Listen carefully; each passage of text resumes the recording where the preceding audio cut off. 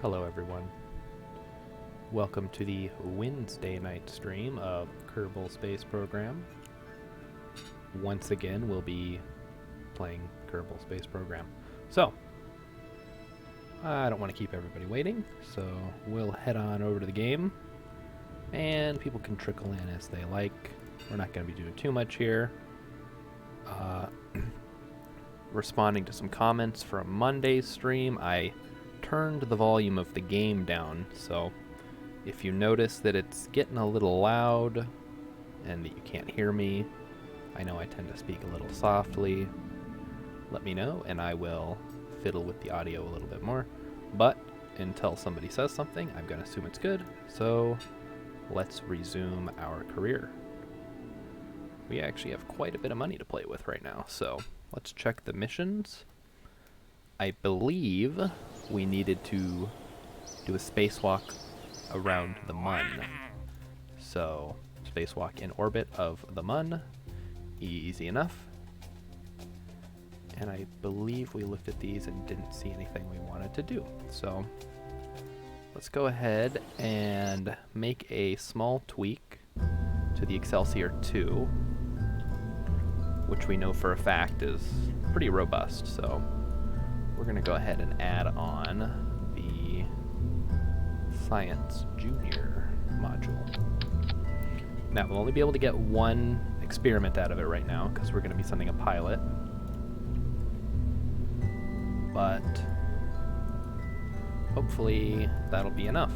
So, let's, you've done a flyby. I believe Valentina orbited the Mun. So we'll send Jeb on this one. He's itching to go back to the Mun. Yeah, let's double check real quick. So we're at the max parts, okay. Really pushing that, huh? Did we unlock the bigger fuel tanks yet? No. Okay. Yeah, that's fine. That's good. I didn't check the staging. I'm sure it's fine. I think I had fixed it at the end of last stream. Yeah, that looks good. Alright, so SAS is on. I'm assuming Emmykins hasn't said anything, so I'm assuming I actually switched to gameplay footage this time. So we'll throttle up, and we're on. Keep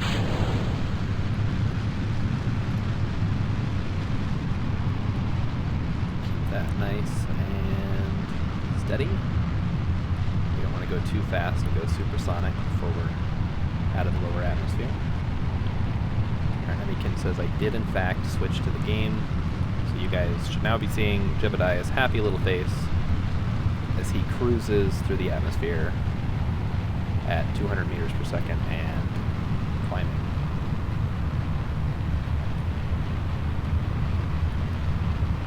So,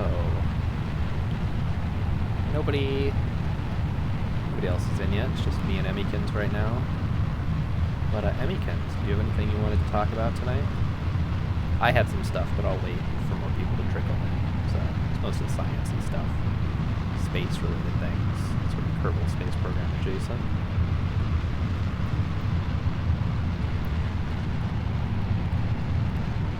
All right, let's check our apoapsis. That's not bad.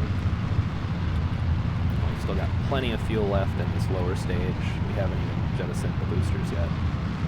Although we're not pumping fuel into the center, so I guess that doesn't really mean it much until we get the fuel lines. We're getting some flamey lines here. Okay, Emmykins is eating. I'm sure she's having something really good.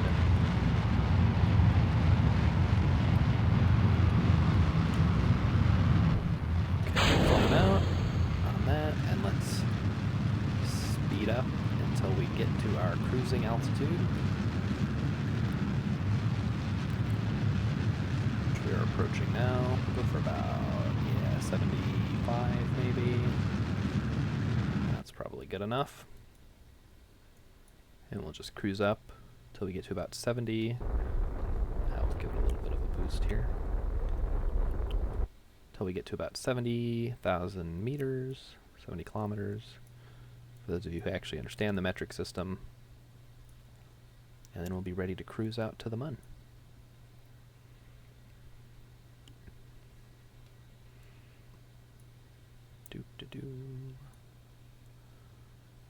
So I believe we got the observations from up here already. Oh, we did not. I guess we better grab those, huh? We got the atmospheric one. Oh, that's right. The thermometer blew up last time we tried that. So we did not, in fact, get that one yet.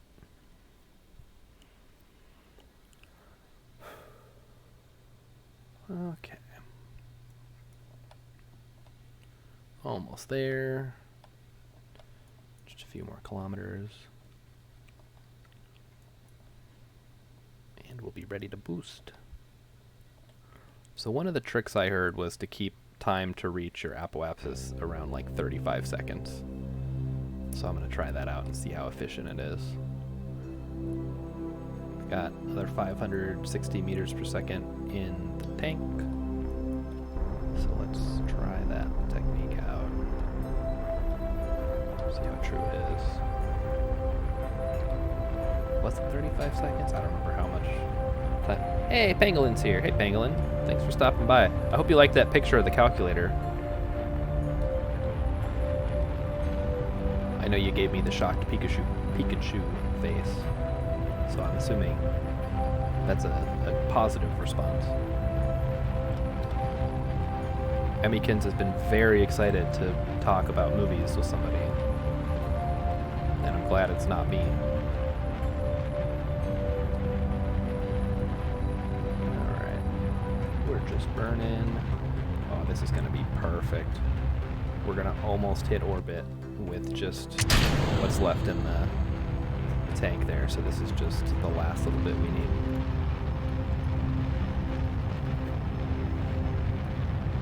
Where you weren't imagining like a TI-86 or something that was just like bedazzled at home?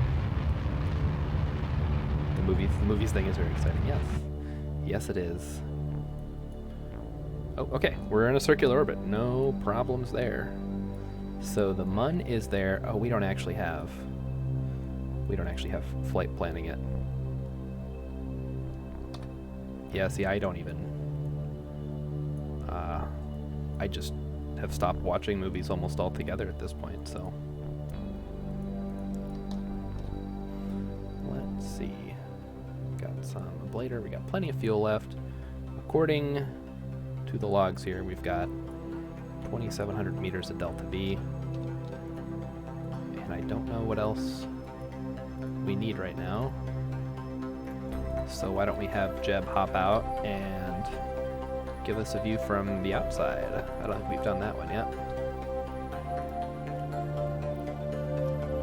Just gonna go for a little spacewalk. I mean, he's done a spacewalk before, but we weren't really doing science at that time. Oh boy. A little glitter? Yeah.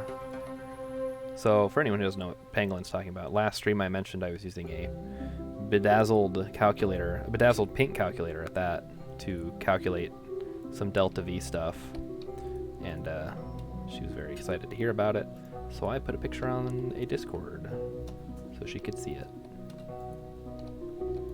Okay, so we've got a little water, we've got the grasslands. I think we'll just hop back in for now. Oop, that's RCS, wrong one. Alright, so we actually are going to have to loop around the planet once. I guess that's good. We can pick up some extra science on the way. But in the meantime, it might get a little boring. Oh yeah, Emmykins gave me that calculator, because I asked for a calculator one time, and that was the one she had on hand. So there you go. I believe this is Highlands. So let's try and grab that.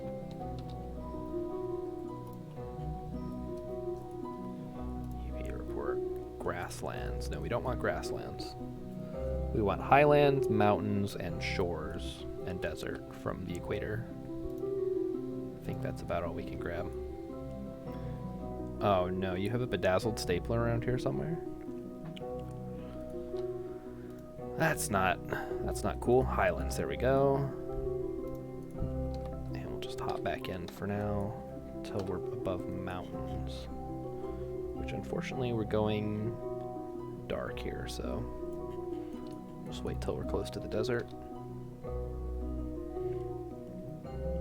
A staple polar.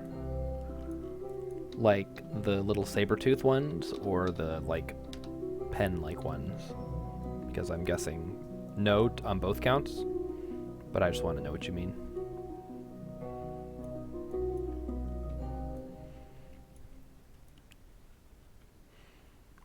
Oh, speaking of streaming, I finally uploaded Monday's VOD to YouTube for posterity, so that is the first upload from Twitch that I have done.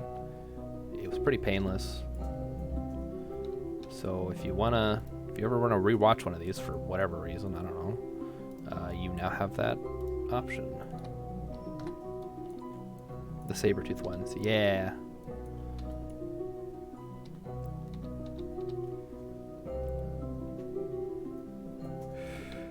Okay, so we're heading to the desert now, and then we should be about on track to launch or begin our transfer burn to the Mun.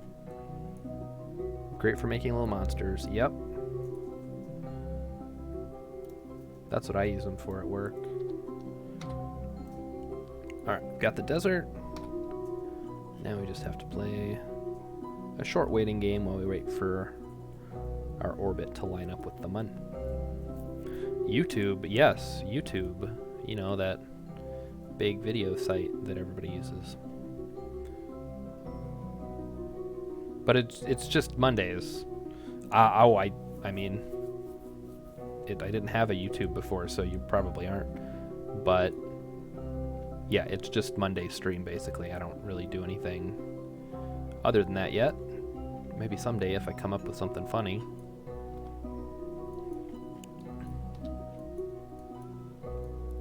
Alright, let's see if we can't grab shores while we're up here. It's gonna be kind of a tough target because it's just a very thin strip between ocean and land, or water and land in this case.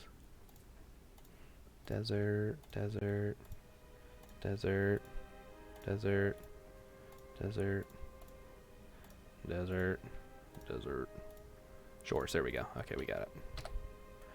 Okay, so let's go prograde. And you know, if I was a professional Twitch streamer, I'd probably have links to that stuff, like, somewhere nearby, but I don't.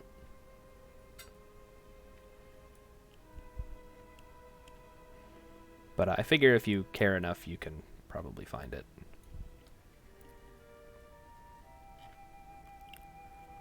Alright, so the Mun is coming over the horizon. Almost there. Oh, actually, I am going to have to use my calculator here. So, Emmykins, I guess if you want to post the link in the chat, if you know how to do that. Okay, so we have 2,726 minus 860 is what we need to burn. So we'll have 1,866. Yeah, I will. I'll do that. I'll see what the way other people do it. I don't want to get too fancy with it. Okay. So, we need to burn until, okay, 1,866. There we go. So,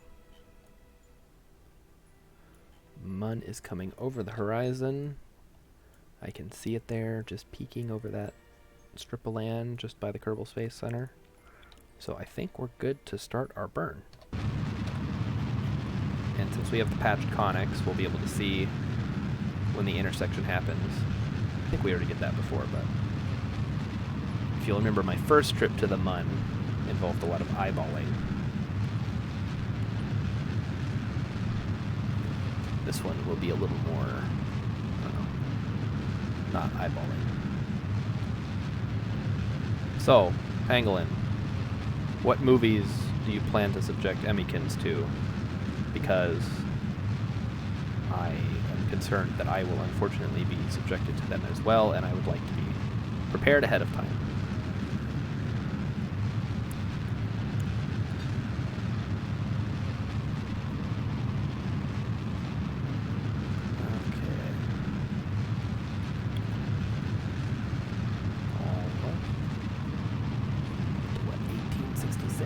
Approximately, so we're almost there. Yep. Okay, there we go. Now let's burn until we have a slightly better, just a little bit, get down to like 30. If we're smart, we can actually pick up quite a bit of EVA science. Subject to, yeah, sure, you know, subject to, share with, they're synonyms, it's probably fine. Alright, let's speed her up. Warp 2. Come on. Warp 2. Yes. And warp 2 next. There we go. That is a very handy feature that they added. Aquarium of the Dead. Oh, God. Is this a zombie movie? Are they zombie fishes, or is it zombies in an aquarium? Because neither of those sound good, I'm gonna be honest.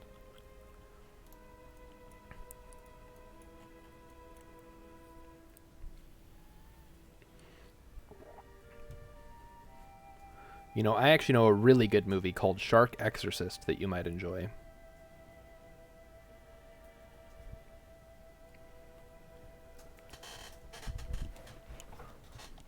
Imagine Jaws, but like in the Conjuring universe.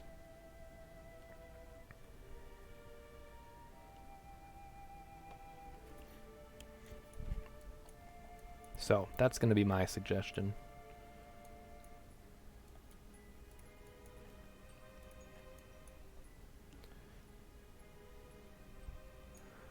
Alright, let's see where we're at. So we're going to do a little U-turn maneuver here, and then we'll be 30,000 meters above the Mun surface, or above the Mun sea level, I guess, if there was a sea. And then we will burn retrograde. No ideas. The one-sentence plot description of zombie sea life terrorizing a California aquarium. Alright, I'm glad that Shark Exorcist sounds up your alley. I've heard really good things about it.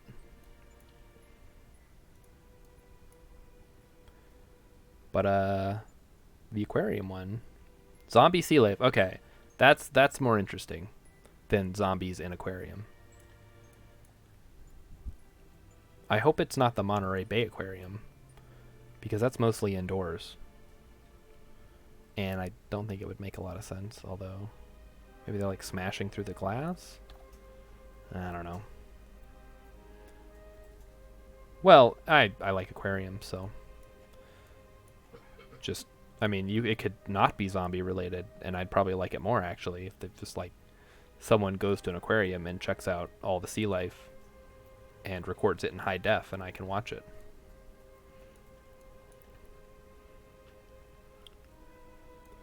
And then they go behind the scenes and talk about how they do all the filtration and what kind of mixture they use for the water. That's the only place that I get movies from these days. Alright, let's slow it down and point retrograde as we prepare for our orbit burn. I don't know what this one is called.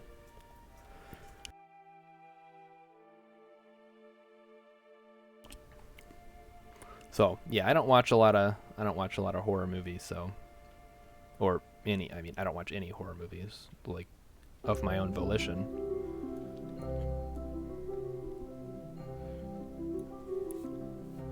You would watch a documentary on an aquarium? See, that's what I'm talking about. Aquariums are fascinating.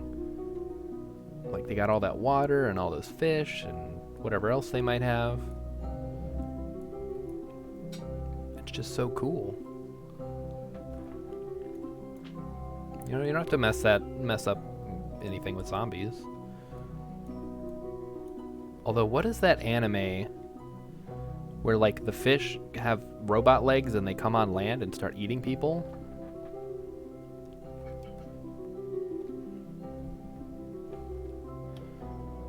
The Baltimore Aquarium. I have not been to the Baltimore Aquarium. I've only been, let's see, aquariums I've been to. Monterey Bay, probably, I'm pretty sure I've been to one in Hawaii, but I can't remember where or when. Probably one in, like, the Pacific Northwest. And that's probably it. Yeah, it's a Junji Ito movie. It's like Gyar or something. Or Gyoro or... Alright. Penguin's gonna look it up for us, everybody. No need to fear. Now, if we want to start talking about horror stuff that's not movies, then maybe I'll be a little more interested. I do enjoy a lot of the Junji Ito stuff. Gyo, okay. There you go. Which probably means something in Japanese, but I don't know what it is.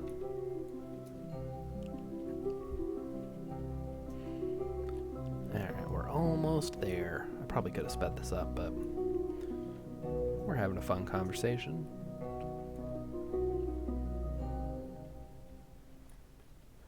Alright, we'll get it started now.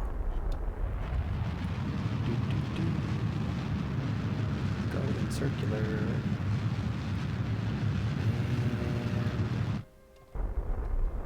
Let's keep it going here. Full title is Go. Okay, so something in Japanese. Got it.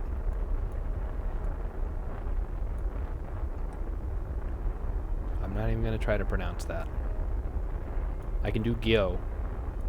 And that's probably wrong.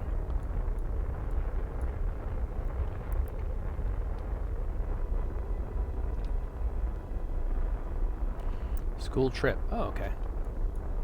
Well, that's cool.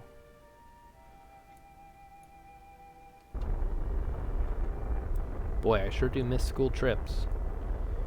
Now I'm lucky if I go out of the house for anything other than work. Which actually, I guess, isn't that bad. I like staying at home. But, you know, I got to go to the zoo and...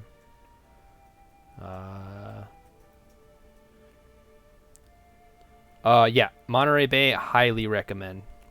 It's super cool.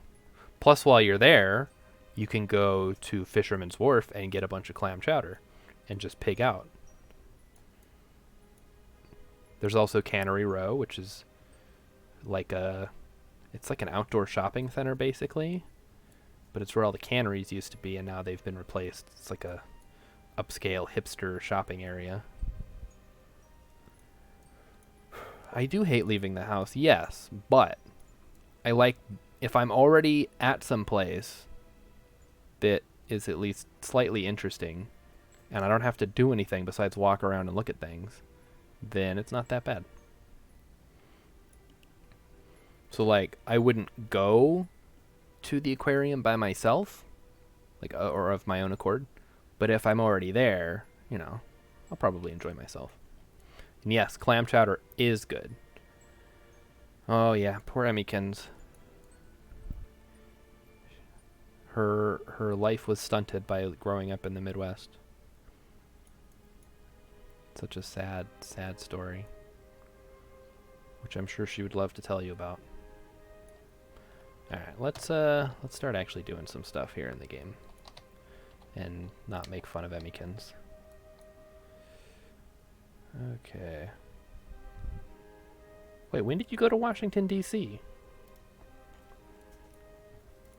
Let's see. EVA, Midlands. Okay. Get back on board. Okay, what the heck?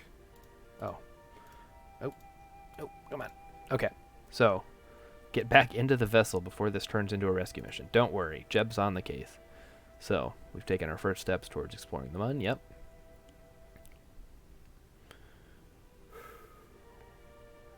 The recent accomplishments, we've performed a spacewalk. Yep, okay. Let's go see if there's any missions we can do while we're out here.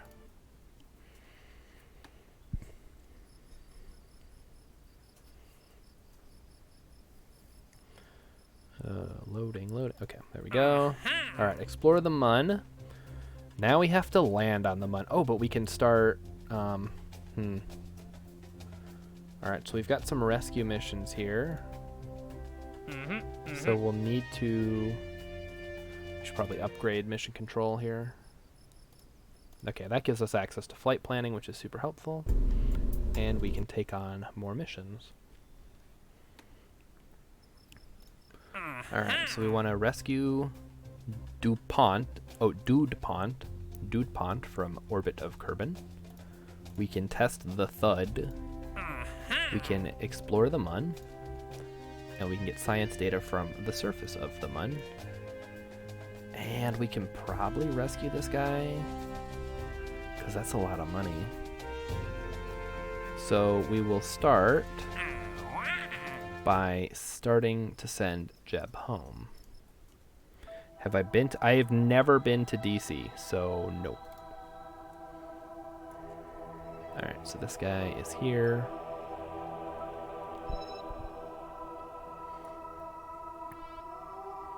Man, you guys... What kind of rich school did you go to?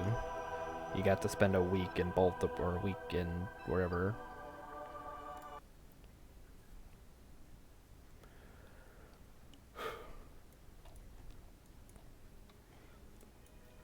Okay.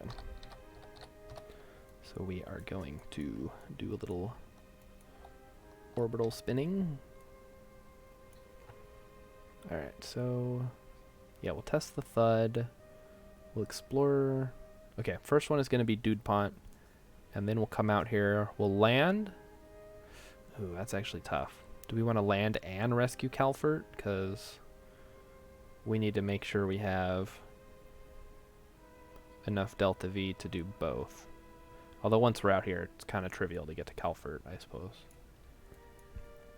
Oh, and we can actually do planning now. I forgot about that.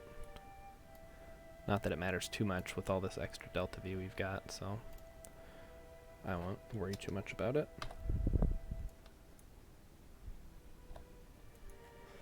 Alright.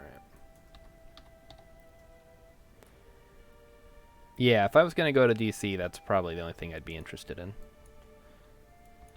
Like the, there's like the Smithsonian out there, and the Aerospace Museum. Or Air and Space, I don't know. One of the two. Bone Apple Tea. Oh yeah, I suppose that's out. Let's see. I'm just gonna burn here. I know the last time I was in New York, I got to go to the Museum of Natural History, which was awesome.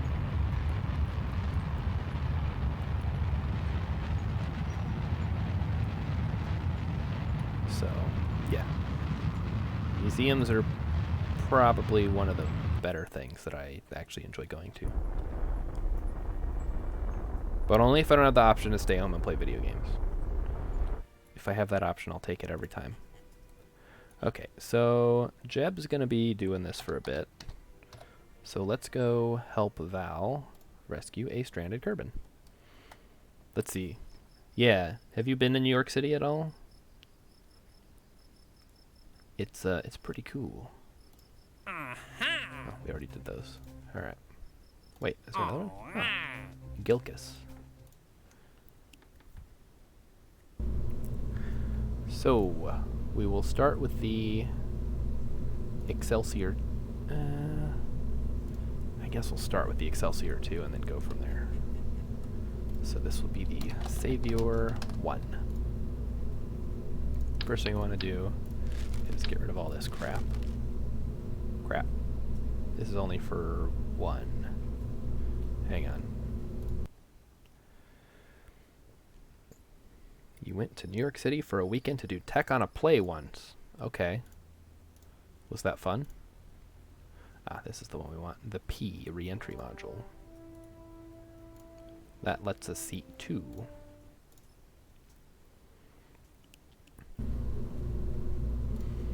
And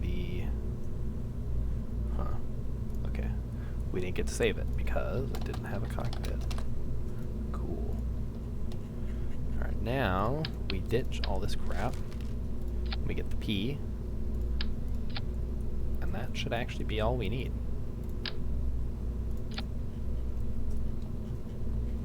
And it cost 13,000. And for rescuing Dude Pont, I'm pretty sure we get more than that, so I guess one option might be to ditch one of the fuel tanks. Like this. And how much science do we have actually? It's weird they're not playing the music.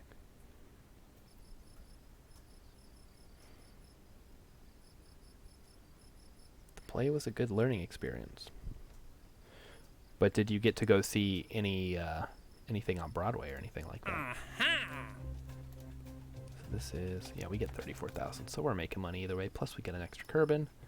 But what I really want is the fuel ducts. Yes, my favorite. Most important part in the game by far. Well, this little guy is gonna let us run the fuel as we go, like so. Now the one thing we have to worry about is command and control, which unfortunately we only have the small inline reaction wheel right now, which is actually probably fine. So grab the service bay, and we'll put the, this doesn't need very much. We will put a small inline reaction wheel there, and we'll put like an extra battery, I guess.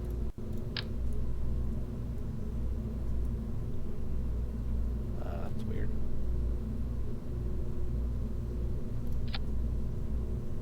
Yeah, that's probably fine, right? Do we need anything else in there? Extra fuel tank? No.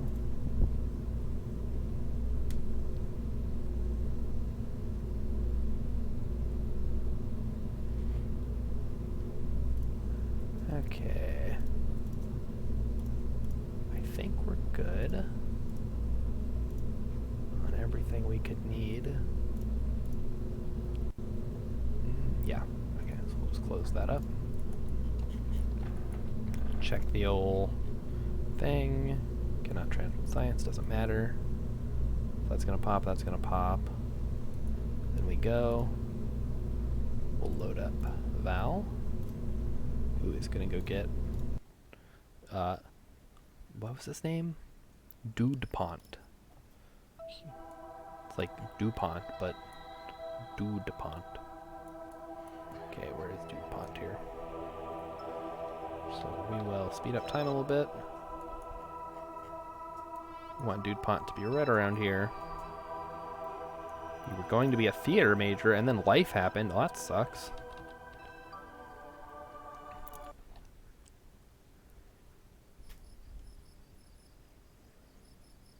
Okay. So, let's grab the vehicle. Launch it into the air.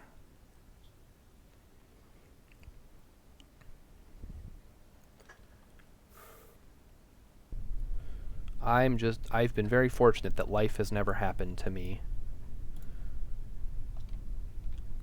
Here we go. Launching again with Val. She's gonna go pick up a little stranded Kerbal. Stuck up there, floating around. Probably getting hungry at this point. And then we need to figure out a way to get one of these out to the mud. Pick up a Kerbin from there. Which maybe this one can do it. It should have enough fuel, honestly. Or we may want to put an extra stack in the middle.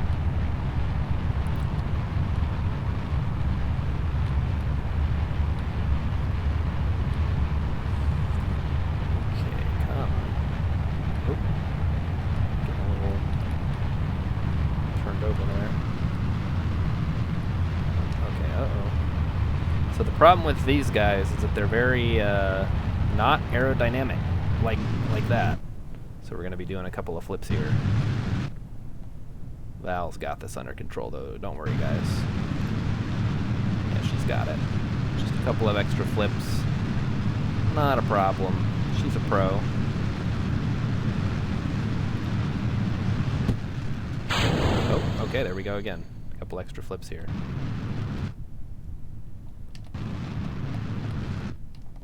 And, yep.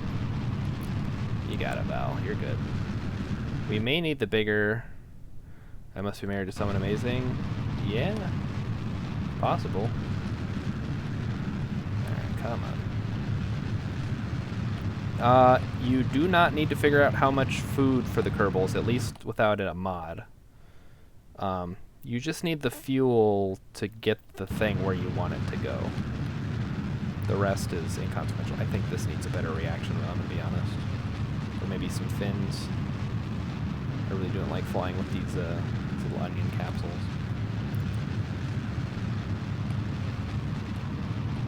Okay. So we're just gonna keep going up.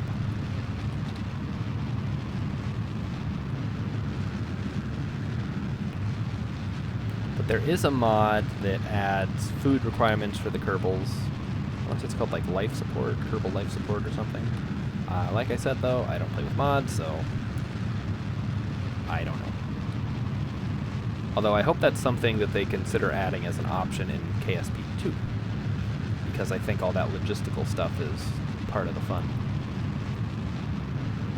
It also makes like long range missions more difficult because then you either have to plan to pack a bunch of food, or maybe there's like greenhouse modules you have to put on the ships to grow food. And that could make for some interesting design challenges. Alright, so that reaction wheel is way too wimpy for what we need. We'll need to unlock the better one. Alright, there's our guy. He's getting away from us. I may have undershot it a little bit. Let's see. Set him as the target here. See how close we can get. Not quite.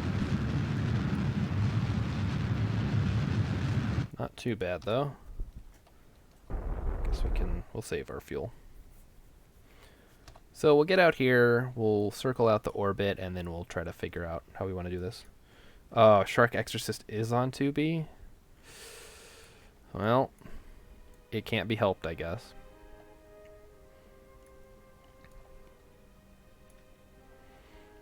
It's really impressive how much garbage there is on 2B.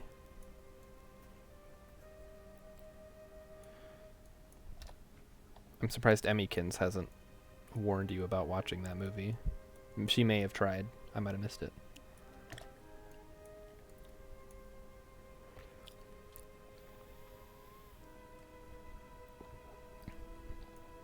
Alright, so how far out do we just want to go out to the apoapsis probably? We should have plenty in the tank. Where's Jeb? Jeb's fine. He hasn't even left the mun yet.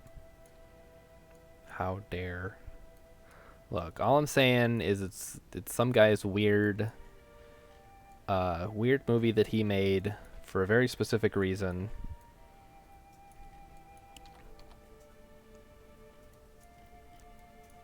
And you might be into that kind of thing, but most people are probably not. 2B has fantastic gems. I mean, I'm not saying it doesn't have anything good on it. I'm just saying it has a lot of bad things on it.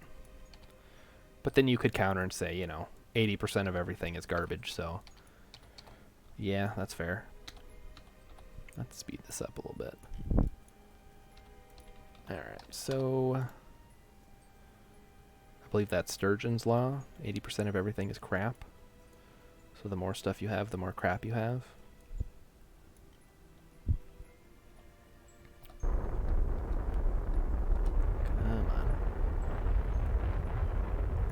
Kind of bungled this rendezvous, huh? Oh, maybe not. Although we will need to jettison. Here we're gonna end up with a. You might get put on a list for watching Shark Exorcist. Yeah, there we go. That's what I'm trying to say.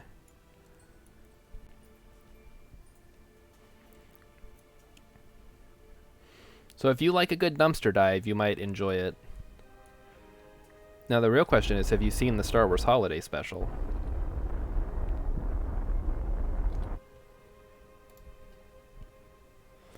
Okay. Emmykin says, now you really want to watch it, huh? Alright, alright. I won't try to dissuade you any further. I'm just impressed it's available anywhere. Alright, so we will do this. Get out to 70 on the Periapsa side, and then check our rendezvous. Oh, they're not great. So we're going to be behind, so we need to catch up. So yeah, I unfortunately kind of bungled this. But we'll work with what we got.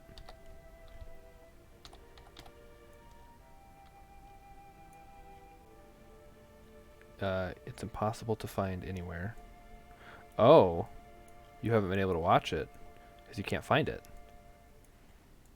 Did they watched it live? That's pretty cool. It's not great.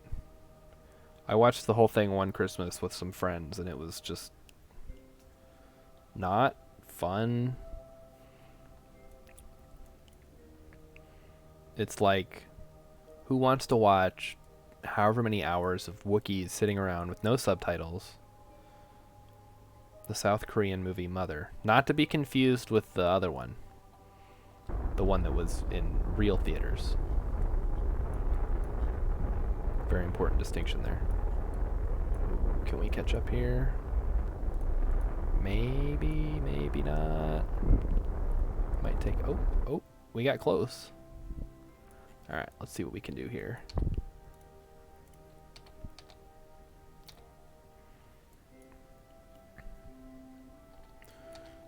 It's pretty crazy that anyone watched the Star... I guess, you know, you hear there's a Star Wars Holiday Special, you're like pumped. Like, oh my gosh, I just saw Star Wars. This is so cool. Like, people weren't aware of how garbage it was going to be when they sat down to watch it, so... I guess it shouldn't surprise me that people did sit down to watch it. Alright, now we have to do this. Descending node means we want to go ascending, so we need to find the ascending node. And go this way. Or is it normal? The normal maneuver? There's normal, anti-normal, prograde, retrograde, and then in and out. I don't know what those words are called.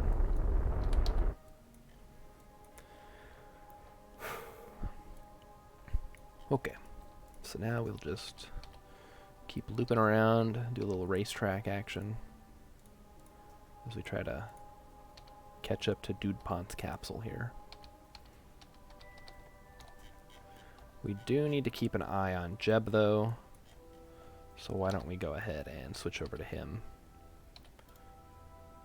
And where is he? Switch to...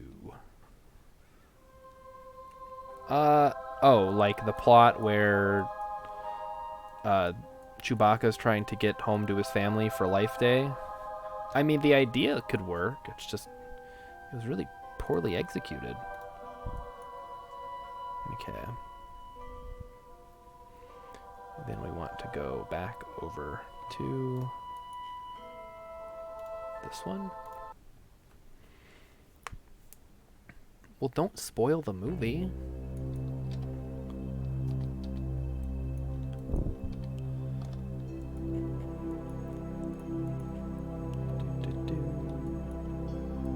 Here we go. Gotta catch up to Dudepont's capsule. Okay. Emmykins is not spoiling it, she's just telling you the plot. There's probably all kinds of twists and turns. Friends become enemies, enemies become friends. Secrets are uncovered. Family mystery. A lot of drama. Very sensual.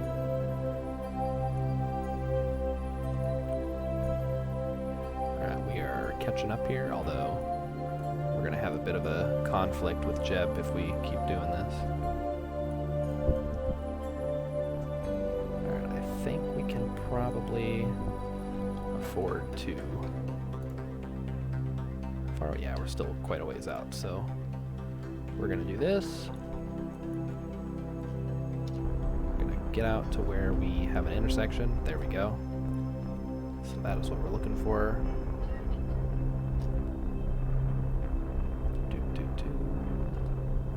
Get that intersection down to like 2. Now we have 2 intersections. Which one? Ah, perfect. That's the one we want. And good. Okay. Yeah, that's perfect. 400 meters out is probably about as good as we can expect.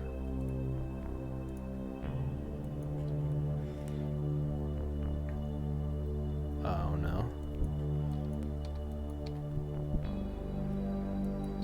See, my issue with foreign films is that they're films, and I don't really like movies, like in general. I prefer my content to be a little more interactive, which is why I like video games. Or maybe, I don't know, I don't like movies because I like video games, or something. I can't explain it.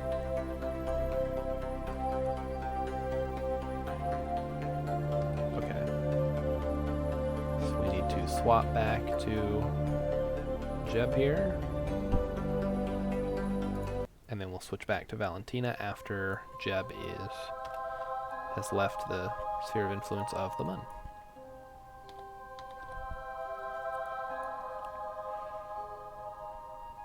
Oh, okay. Yep, got it.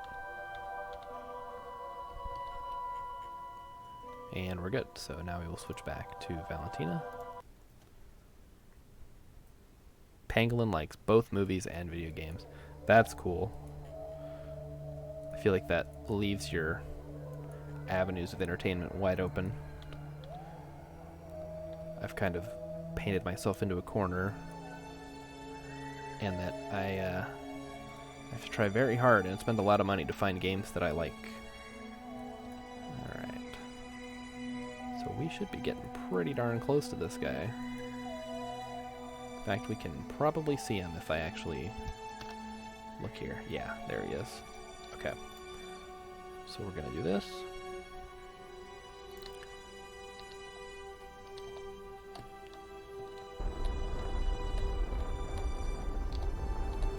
And we're just going to burn until we get our retrograde marker onto the pink target marker. And where is he? I can't see him.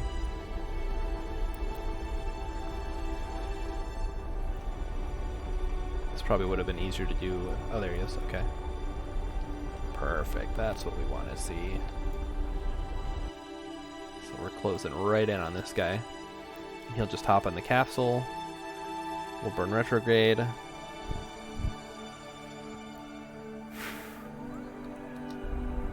And then we'll be good to go.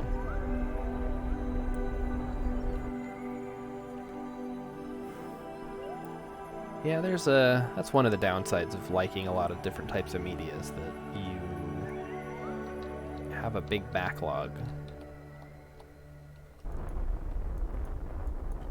So let me tell you about my favorite movie of all time, Titan AE. Greatest film ever made by humans. And why everybody should watch it and appreciate it for its greatness. Yeah, Emmy Kittens has too many things that she likes, so she doesn't get to do very much. But I guess everything she does she likes, which is pretty cool. And animals. You have not seen the movie yet. Okay. Well, don't put it too high on your list, because it's old and it's kind of for kids. It's like a cartoon. I mean, it's not for kids, it's more for, like, teens. Did I like the show? What show? There was a show? Tell me more about this show.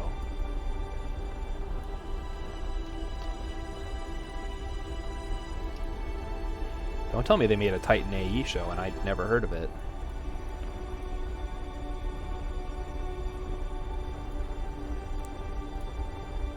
I want to see that one. And DuPont's capsule we don't need anymore.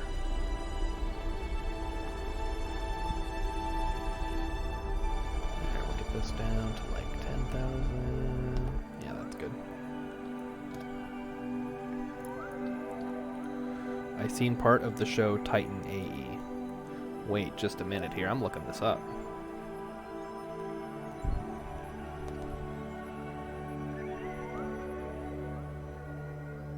Show.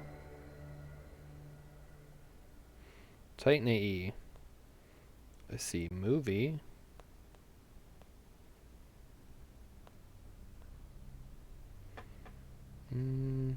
Let's see.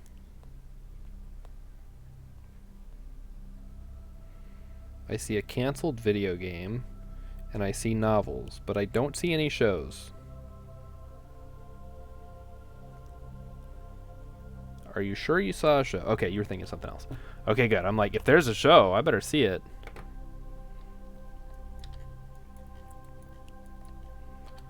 So that has been my favorite movie since elementary school. Because I picked it, and I can't change it because it's my favorite, right? That's how favorites work.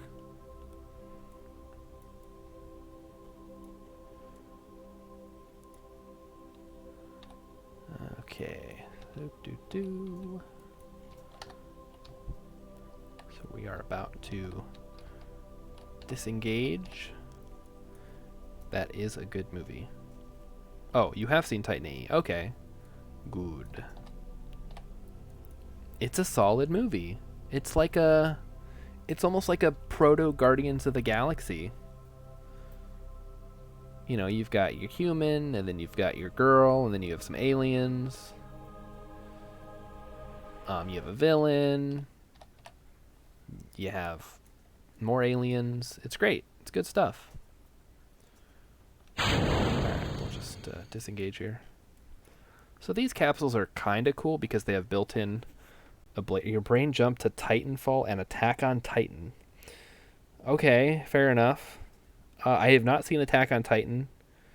I've heard it's good, but also weird, which I guess is how you could describe like 90% of all anime. Yeah, you can't just keep changing your favorite.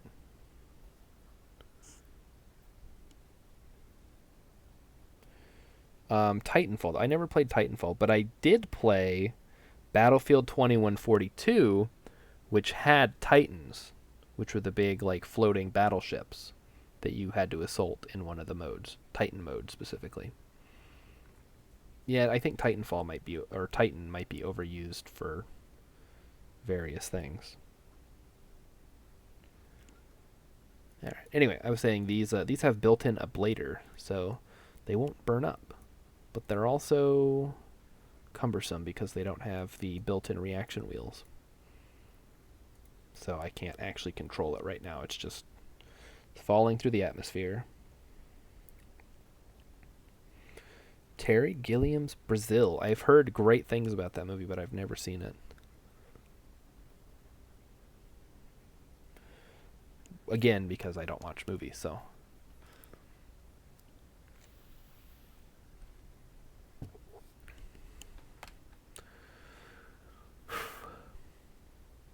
Strange movie you either hate or love. Yeah. That does seem to be one of those movies, a divisive, like, this is too weird for me, or, whoa, this is the perfect movie for me. Yeah, I don't know. I don't have a lot to say about movies, but at the same time, I kind of do. I suppose we could talk about video games, but, you know, what would we talk about? Did you play the latest Pokemon game? Which is, I guess, Sword and Shield, or maybe a different one? I didn't. I haven't played Pokemon since Black and White. The full... Oh, okay. It's one of those kind of movies where you gotta see the director's cut, huh? Kind of like Rob Zombie's Halloween.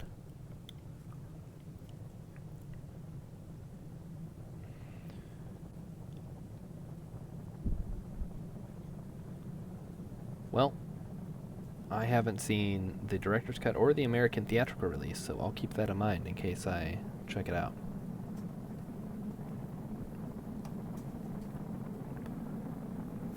Alright, we're coming in slightly hot. I mean, the capsule's looking a little... looks like an eyeball. You haven't played any of the Pokemon games. Wow. That's actually pretty impressive that you've managed to avoid them this long. I played Red when it came out, and then I played all of them up until Black and White. And then I was like, you know, I feel like these are awfully samey. My favorite is probably Heart Gold, Soul Silver, because I really liked Gold and Silver growing up. But, you know, Fire Red, Leaf Green is good too. I didn't play the remake of Ruby and Sapphire. And I didn't play... oh, we better not come in over the mountains. Ooh, that'll suck. I probably could have timed this a little bit better. Super into platformers, huh? I mean, you've got your pick of the litter these days. There's so many platformers out there. You got your Castlevanias, your Metroids, your Hollow Knights, and just everybody in their what kind of book genres. What kind of book genres do I seek out? None. But probably sci-fi or fantasy if I was going to pick a book. The last book I read was Fall of Hyperion, which was super fun. I never read Endymion or Rise of Endymion because I felt like the story had kind of ended at a good spot, and I didn't really care to see any more in that universe.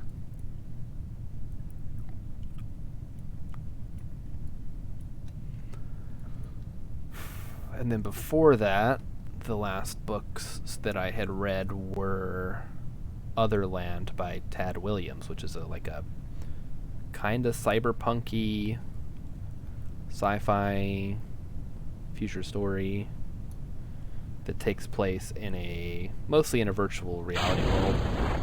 It's actually got a lot of like Sword Art Online, and I'm pretty sure this predates Sword Art Online, so you know, it's not like getting stuck in a virtual world is some kind of new concept at this point. Yeah, Hyperion is one of those like not quite classic. It's not like Arthur C. Clarke or anything, but it's like a classic-ish science fiction series. Otherland. Let me type it out for you. Otherland. And I want to say it's like a four books that basically are just one really long book. Like they kind of just pick up where the last one left off.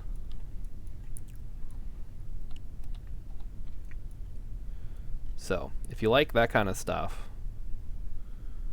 which I did at least at some point, then there you go. Alright, so we've got Dude Pont. He's back with us after rescuing him.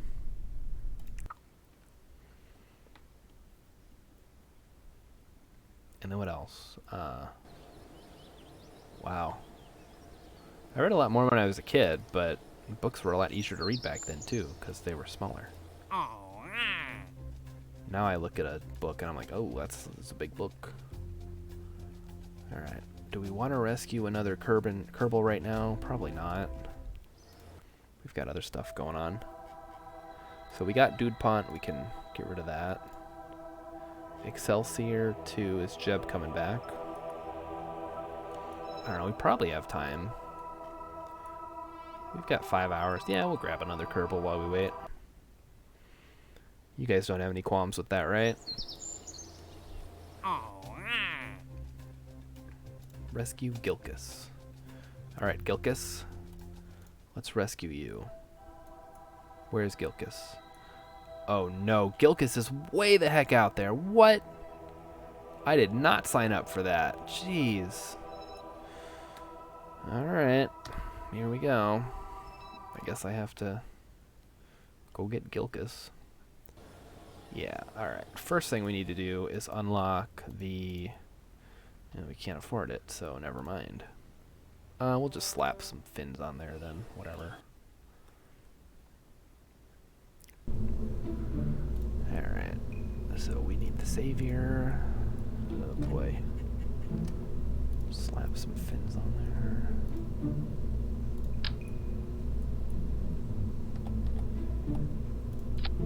Okay, that looks good. You know, we can probably send Dude Pont out there to grab this guy. Save Val for our big ticket missions.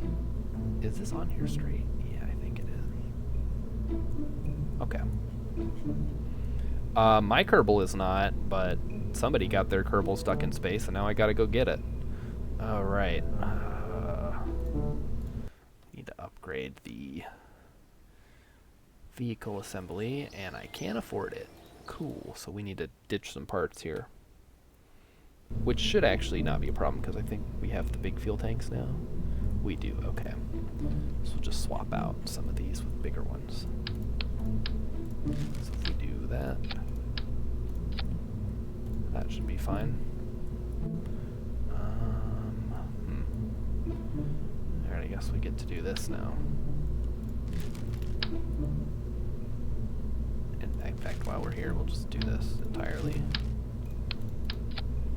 So we want the swivel on the bottom. We want the decouplers on the sides.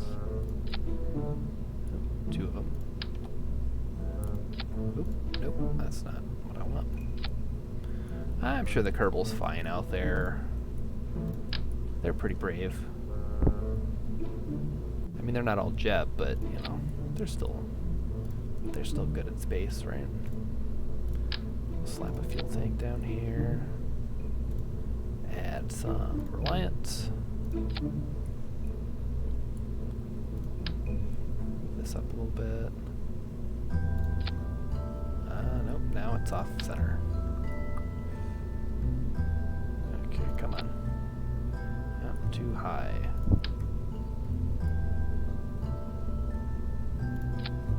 Okay, there we go.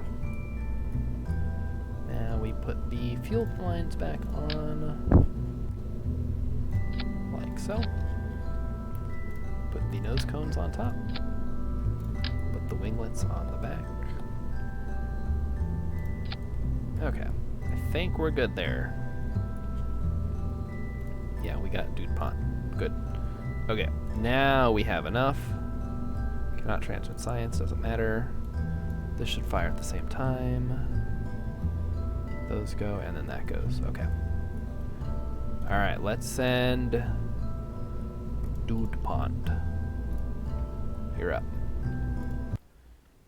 So, we need to get way the heck out there. So, when you say traditional text-only book, you mean like not comic or graphic novel? For game developers. Oh, you mean to play or to share the games that I work on? Or I guess that could be both.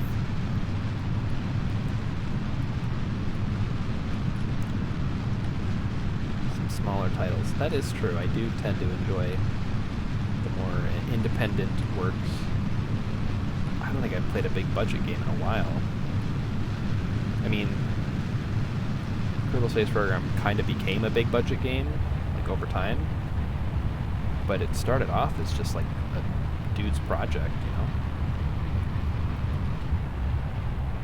Alright. Don't want to bungle this launch here. We're going to need all the juice we can get.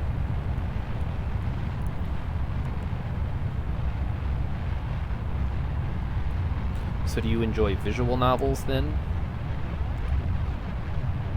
Because I see a lot of those on Steam these days, and I'm like, you know, if I wanted to read a book, I'd read a book. I Don't try to sell it to me on a game. I mean, I haven't worked on anything in a while.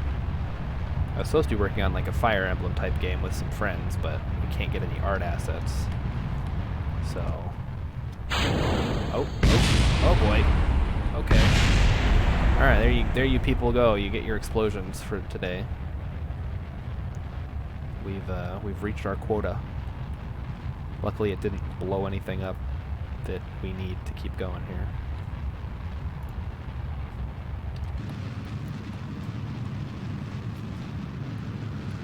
Now we should probably get going up at this point. So it looks like, no, I won't say it. It's a rocket. Like, that's how they look. What do you want?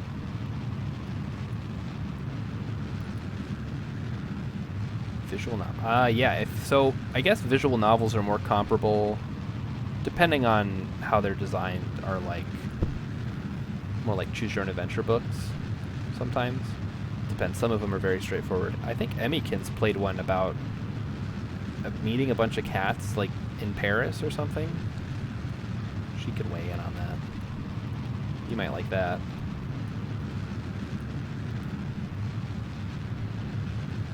And yes, things do tend to explode in this game, especially if you've poorly designed your rocket, which in this case I kind of did.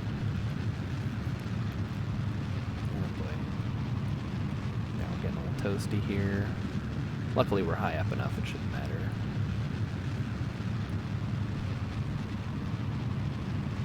There we go. Now we can just kind of point towards the horizon. Cateau, she says it's called. So, if you want to dip your toe in the world of visual novels, there you go.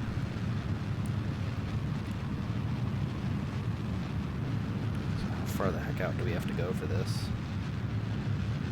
A lot? 9 million meters? Okay. Shoot. We're at like a pretty big periapsis here. Alright, that's fine.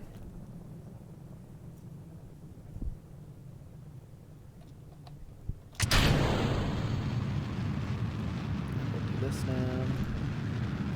I don't know that we're gonna have enough to actually do this, I'm gonna be honest. We may need to build a bigger rocket.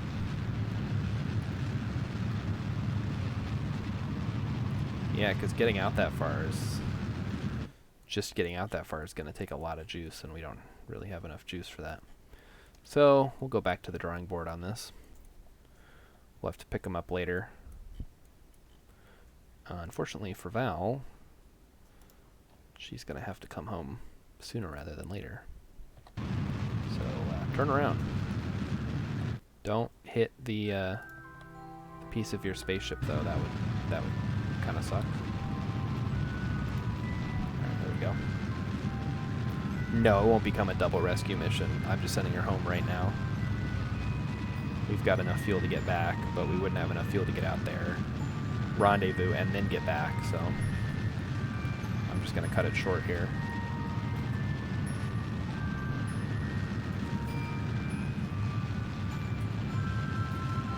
Yeah, see, it's gonna go high up enough that it's gonna cause a problem. Okay, so let's see where this debris is going, because that might cause trouble.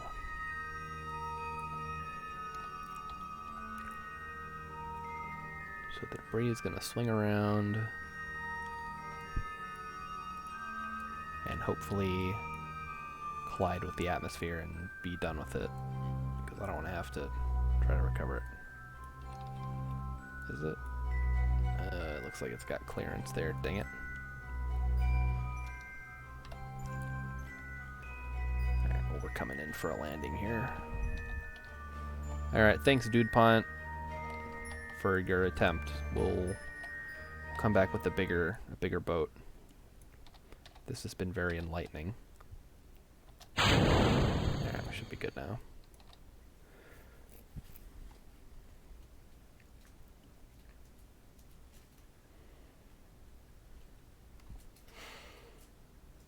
So I do occasionally find quote-unquote games that Emmykins might like. So maybe she can point you in the right direction for non-game games.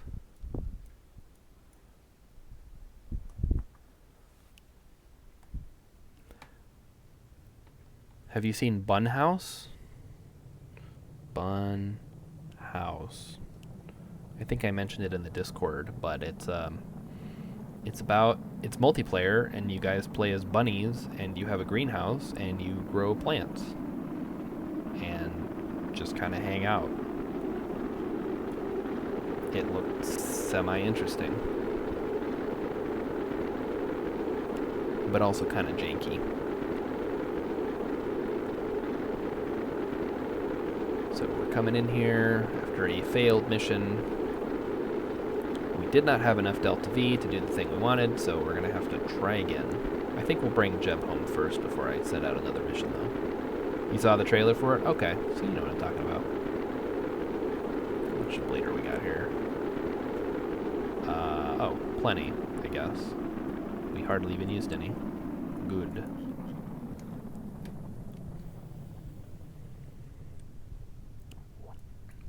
Okay. So, yeah, that debris is going to be floating up there for a bit. I think it gets close enough we can probably just watch it go through the atmosphere, though. So that might not be a problem. Alright, we'll let the shootout here. And we'll just speed things up. Viva Pinata! I don't think the bunnies can die. I don't think there's any, like, combat or anything. I think it's more of a Stardew Valley style. I mean, not quite as in-depth or fun or memorable or with as much story or... Kato was the only visual novel that I had you play. The rest were actual games. Okay, that's fair. I'll see if I can't rustle up some more visual novels, if you're interested. I go through the queue a lot in... Oh, that's right, I did recommend Animal Crossing for you, which you now love, right? So, there. Totally fair. Alright, let's check on this debris. Okay, yeah. Dude Pond is ready. Punchy is the best villager, yes. Yes, he probably is. Okay. So we'll go ahead and fly the debris, see if we can get it to land.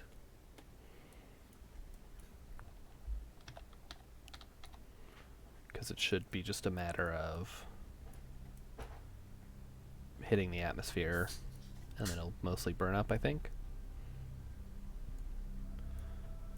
Yeah, I think once you've played a visual novel or two, it'll start recommending more and more and more, and then you can kind of filter from there. Because like I said, I go through my queue a lot on Steam, and I see a lot of visual novels recommended to me for some reason. And I'm like, why? I've done like one visual novel, maybe? You haven't tried Animal Crossing? Oh my gosh. Well, you might be missing out then. I think we probably need a bigger upper stage or vehicle stage as compared to the bigger lower stage. Kind of like our Inquisitor or Excelsior 2. So we'll try that.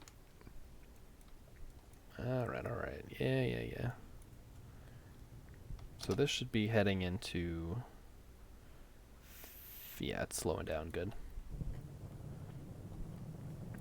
The Doom / Animal Crossing. Like, there's like crossover art.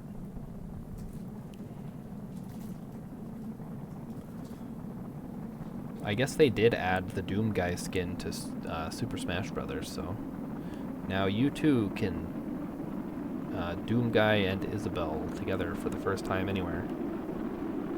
Or officially. Yeah, there's not much game to it from what I've seen. It's more of like Stardew Valley without a goal, which I guess is kind of like Stardew Valley at the end of the day anyway. But, you know, you gotta get the farm ready for Grandpa's ghost. That's kind of a goal. You gotta unlock all the... Okay, we'll see. Oh, they did? Okay, that explains why there's so much commotion about them. I did not know that. See, I'm saying Stardew Valley doesn't have, or has goals, and then I'm describing things that Animal Crossing has, so maybe, I just don't know what I'm talking about. I haven't played Stardew Valley in forever, though. Burning up in the atmosphere. Come on. It always amazes me how hot these parts can get. And then they just don't care. Like, the overheat isn't even going up. Yeah, I don't know what I'm talking about. Don't listen to me. I don't know anything about video games. I usually pick one game and then play it for a month, and then I get bored of it, and then pick another game, so...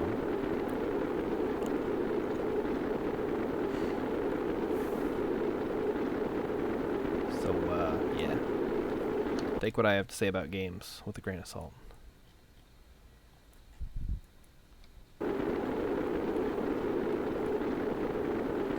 So, if this thing had parachutes on it, we could actually recover it. That might be something worth looking into in the future. Shoot, we might be able to recover it anyway if there's enough drag on it. We'll see how the splashdown goes. I'm gonna guess it's just gonna get swallowed up, but we can try it.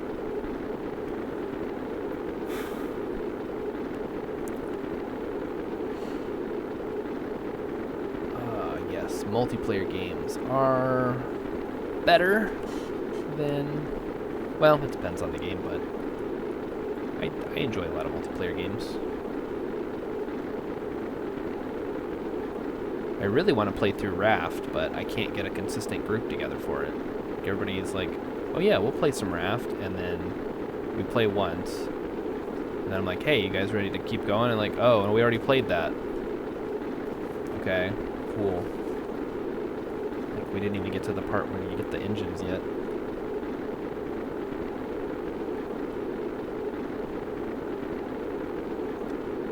And look at this thing go.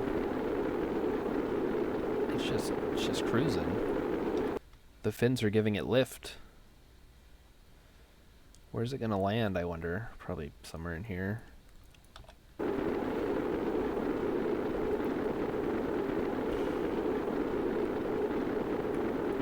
Come on.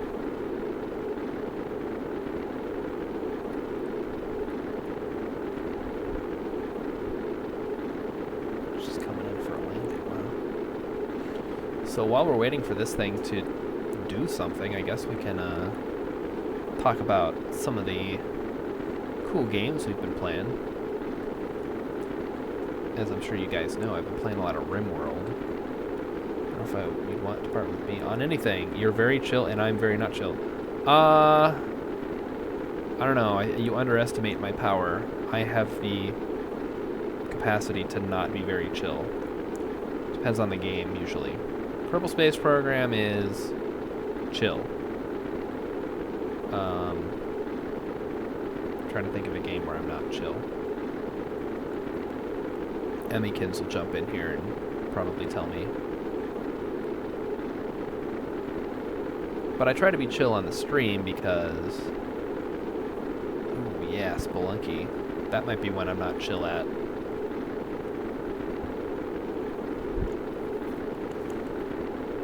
I'm chill on the stream because, you know, I'm not trying to piss anybody off. I'm just trying to have a good time. You need to watch my RimWorld VODs. Yeah, that might be. I mean, things get pretty hectic. I still don't try to freak out though. Animal Crossing is a valid game, yes. it just doesn't really have any kind of challenge, I guess. It's not, I don't know. It's more like just a little virtual world you go into to hang out with your little virtual friends. I'm definitely not chill at Spelunky. I mean, more so than I used to be. Oh, look at this thing. It's like turning because of the fins. We're getting some Mondo turn here, guys. Look at it go. We were going east, and now we're going northish. You get fussy after a few rounds. Yeah.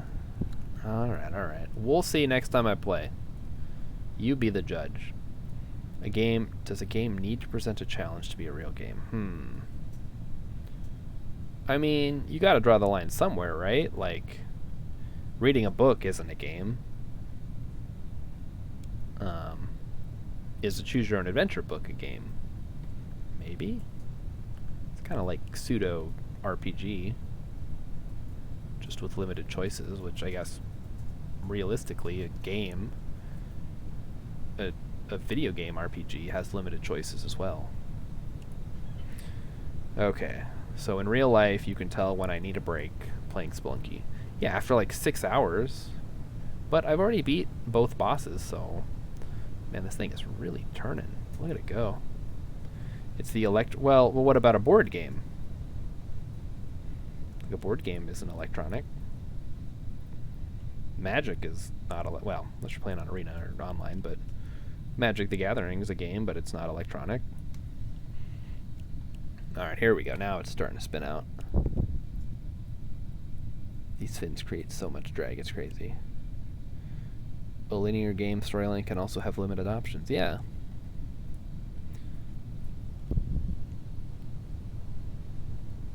Well, it's coming in straight ahead. Yeah, that's gonna get swallowed up easy. Look at it go. 6 hours is a few rounds for you. I know. I tend to get pretty far. And curse sploosh. Here we go. Oh yeah. Yeah, not even a chance. So we'll head back to the Space Center. Board game isn't a video game, but stuff like... Right, that's what I'm saying. Like, where do you draw the line at what is and is not a game? Animal Crossing is a game, but I'm trying to figure out where... You're saying you don't need a challenge, but you need some kind of... something to overcome, otherwise... It's just like going out to play in the sandbox. Alright, so let's get Jeb home, and then we'll start working on a better ship that can get us out to Gilcus here.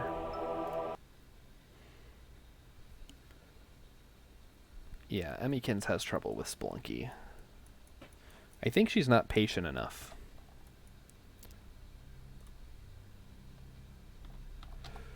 Alright, here we go. We'll just speed up time and get Jeb home. We're going to need to go back to the drawing board on the Savior class. We may need a second iteration.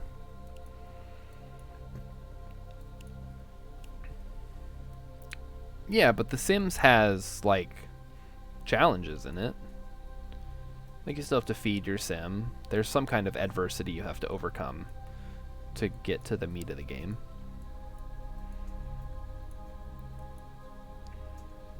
And in Animal Crossing, you do have stuff like that. Like, you have to gather resources to build things, and you have to get money to unlock things on the island. I'm thinking more along the lines of some of the things that I see on Steam that are clearly not games, and I guess they don't really advertise them as such, but I don't know.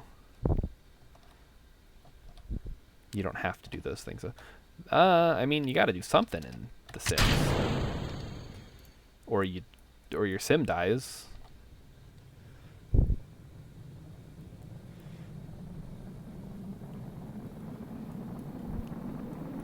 Did we get anything from the Mun, or did I totally forget while we were there to do anything? Yeah, I totally forgot. Oh man. senior moment. If it's an electronic form and involves interaction that you control to some extent, it counts as a game. Okay, that's fair. That's where you draw the line.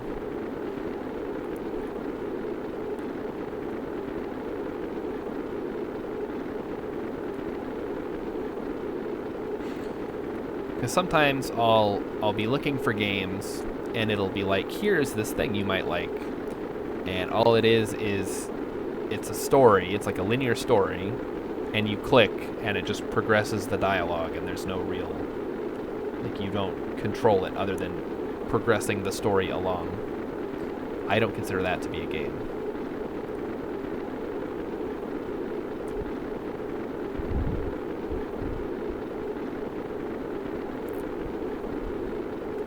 And it's frustrating, specifically for me, because I'll be looking specifically for a game, and then it'll recommend that to me instead. I'm like, well, it's not really what I asked for.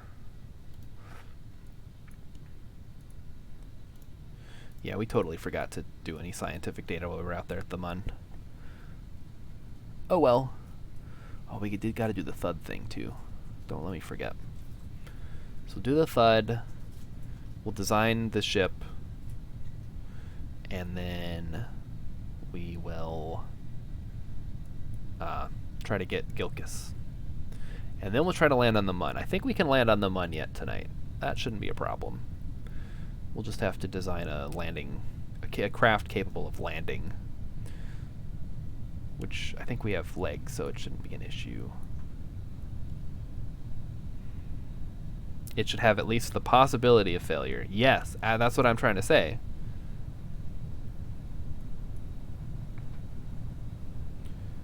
Like, there needs to be a fail state, I think is... I've heard other people say that that's what makes a game different from I don't know, a different thing.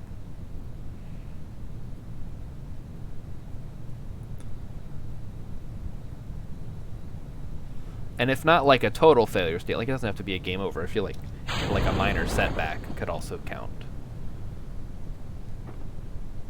Girl gamers over on Reddit. Don't let Emmykins go on Reddit.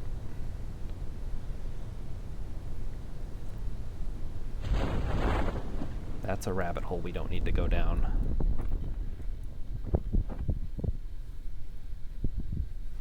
Alright, so we've established what a game is. Now let's get out there and preach. Visual novels are not always games.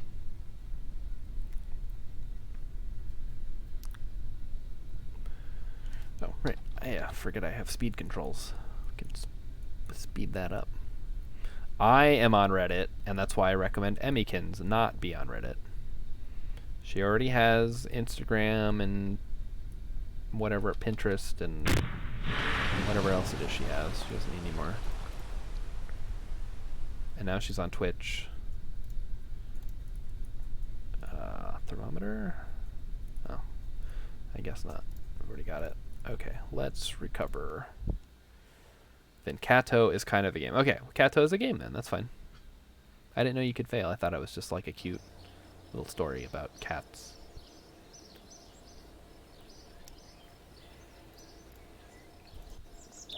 Okay. Oh, science data from... we can do that while we're up there. And another Kerbal has stranded themselves. Alright. For this one, we are going to need to start with the Savior 1 as a base. And then we need to increase the payload by a lot. So do that. And then we want to increase the booster by... wait, can we afford to? No.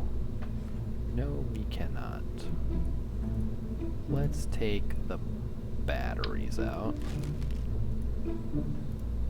Like so. And add a little bit of extra juice to the tanks.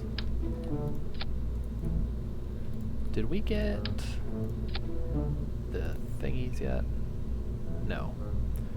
This is the Savior 2.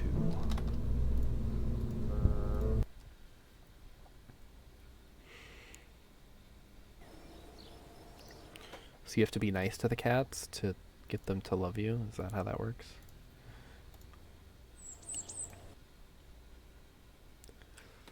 I didn't actually play it, so I could not tell you one way or the other. Alright, so we'll put the structural bits on here. I want it on both sides. There we go. I will need to be extra careful when jettisoning these because I don't want it to fall and... Ah, crap. Now we gotta take stuff out again. Dang it. Let's try this. Let's take this out. Get rid of this thing. And just pop this guy on top up here. That's probably fine, right? Looks like he's wearing a little hat. Okay, so we'll save. That is correct. That is correct. That's all good. So we're gonna send Dudepont out again.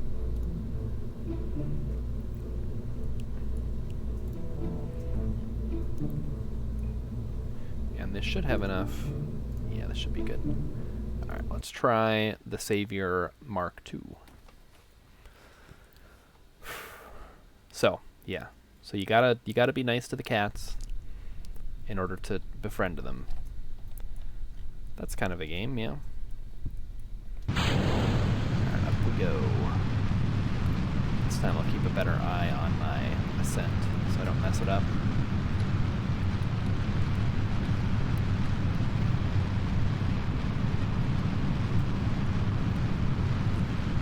Does anybody like tea? Like to drink?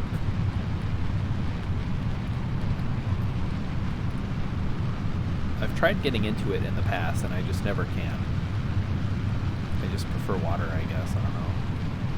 Oh, this is going a little shakily. The fins aren't doing much. And I'm a little concerned here. But I think we're gonna be okay.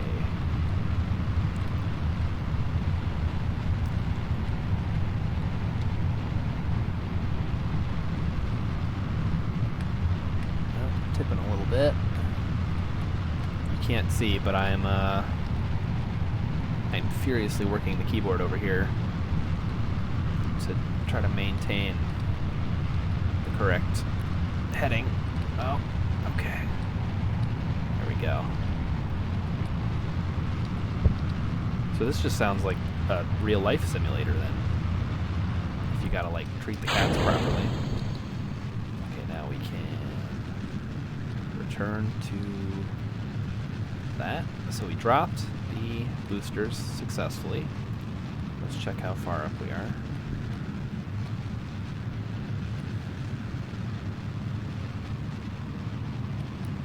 And how aren't there like there's 3 different cats, right? I think I remember there's like a chubby one, there's like a little kitten, and then like a normal one. Yeah, I'm steering the rocket right now.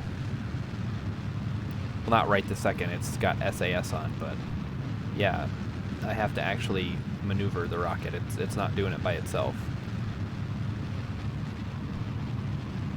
SAS just keeps it pointed in the same direction as best as it can. Oh, you thought there is a mod for that, again, going back to mods.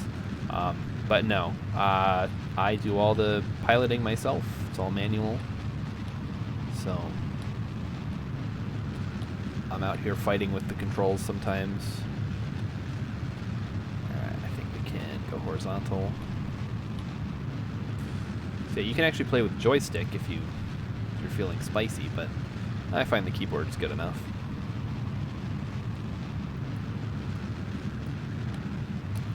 So we're gonna do this, keeping an eye on our apoapsis here. Keeping in mind we need to eventually get up to 9 million.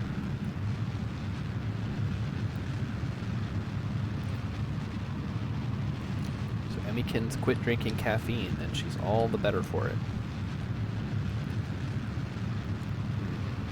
Okay. So this should be good. away. Yeah, this is way more fuel. This should be better. So yeah, I'm doing all the staging, I'm doing all the steering.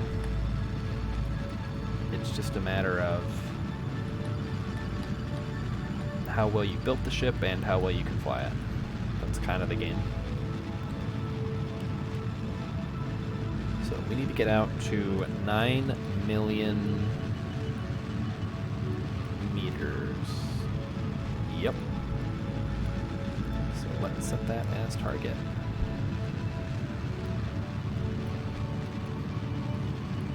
So I think we should have enough, although it's kind of iffy. These kind of orbits aren't really efficient to get to. We have 1/2 cup of coffee.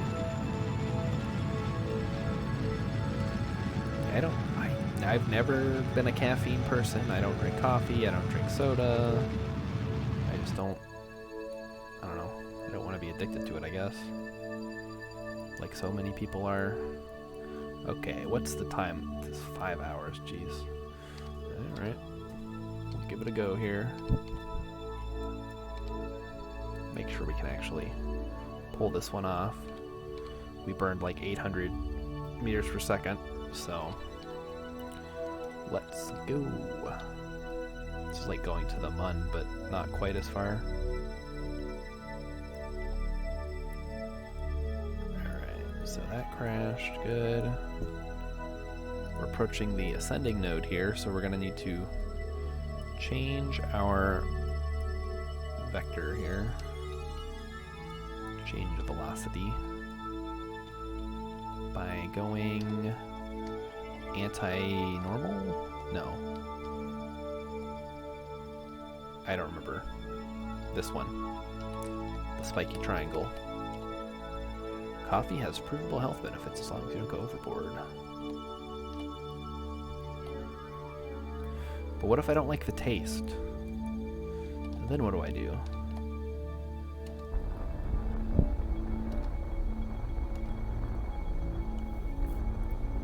Your brain is tired. You need to drink more caffeine.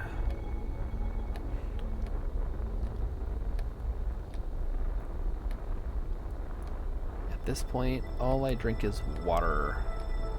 And occasionally a Korean soda when we have Korean food for dinner. But I don't think that has caffeine in it. I think it's just like sugar water.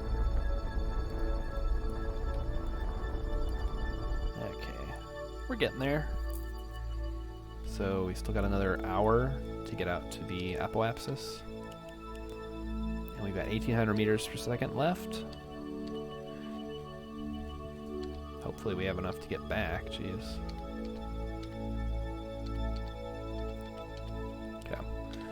So, here we go.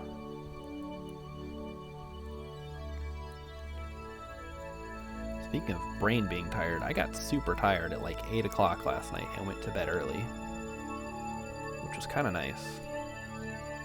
I really should go to bed, you know, at a reasonable hour every night. But then when would I play games?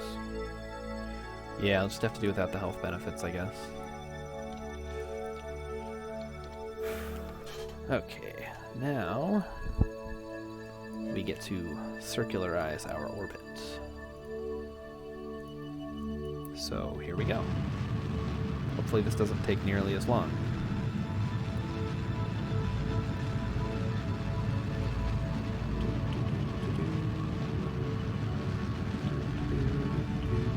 Okay, we're gonna actually wait till we pass this because I want to see where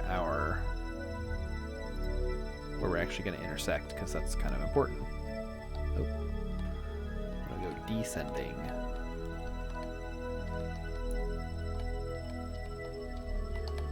So yeah, the closest I'll get to drinking coffee is one of those milkshakes they have at like the coffee shops that are just like sugar and like a splash of coffee.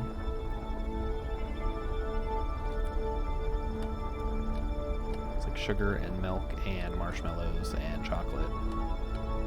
Delicious. Okay, so we'll head for the intersect point.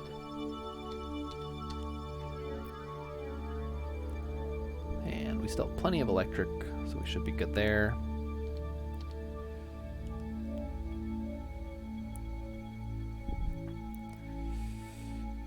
Yeah. So the lesson here is get sick, and then you can quit whatever you're addicted to.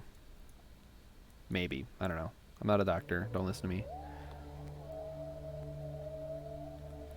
Okay, we are approaching the intersection.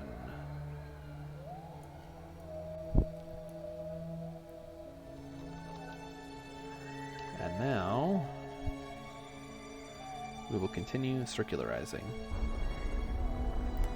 Yeah, I feel like I would be into tea because it's like, you know, fancy. Like fancy people like tea. I'm fancy. Therefore, I should like tea. But I don't like tea. So, I don't know. Just something. Ah, crap. Oh, that's not good. We're intersecting the mun. That's actually really bad. Like really bad.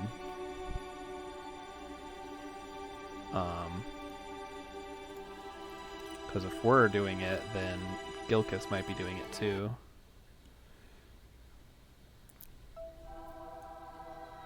Okay, Gilkis does not appear to be getting messed with, so we're just gonna try this, I guess.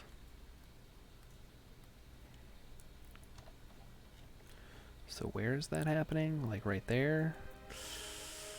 Ooh, I don't like that. Okay.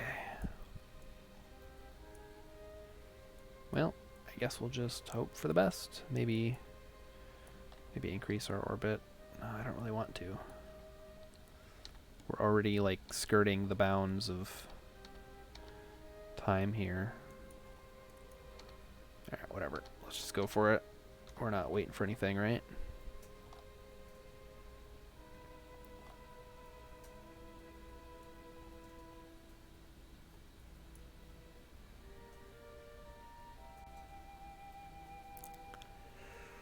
Oy. Yeah, look at the trajectory that would put us on. That's awful. That is so bad. You like some herbal teas. Alright. Which are just like teas, but without tea. Just like plant teas. Okay, there we go. So now we need to figure out where we want to burn to get a intersection.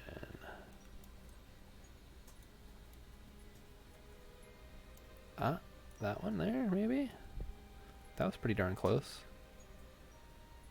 I mean, 22 kilometers in the middle of space is pretty decent. I guess we'll try that out. Okay. And that's what, 2 days away? Yeah, I feel like we could do a whole MUN mission with that, but I don't really want to interrupt this while we're working on it.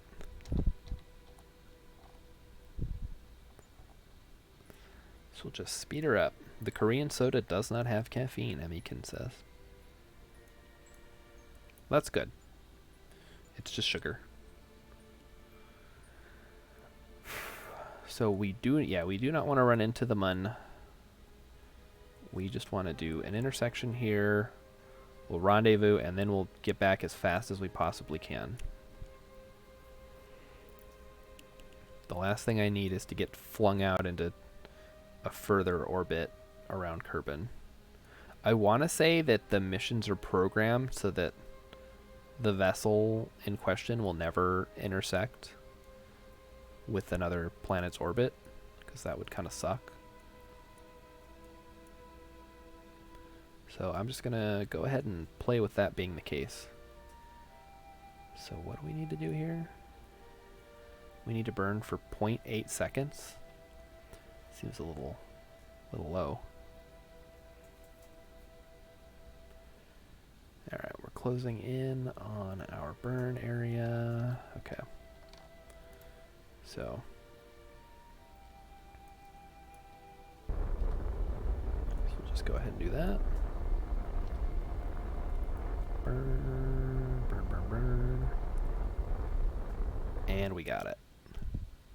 About.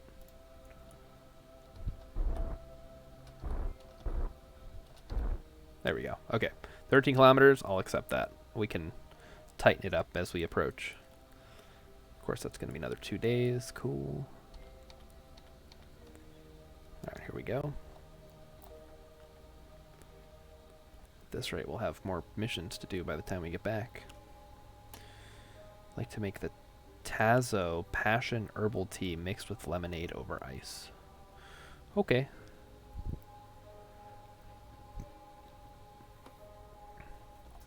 Let's speed things up even further. Okay, now we're coming in. So, in order to do this, we need to start. Oh, 30 minutes to go. Okay. So to do this, we switch to target mode. And then we kind of corral. I've used that word before. Corral the yellow node onto the pink node, which means we're lining up our retrograde marker with the target marker. And as you can see, that's making our intersection distance reduced. So we want to get down to like, yeah, perfect. So we're going to zoom by him at 91 meters per second, but we can slow that down as we get closer. So let's zoom on in then.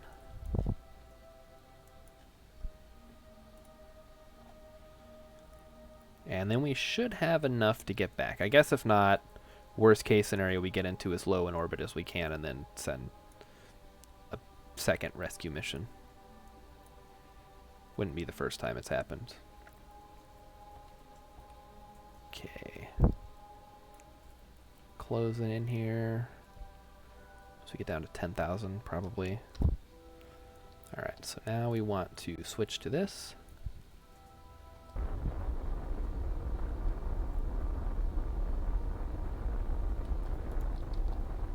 Now, one time when I was doing this, I was not paying attention, and I actually crashed my ship that was on a rendezvous course with this. It was a space station, not another ship.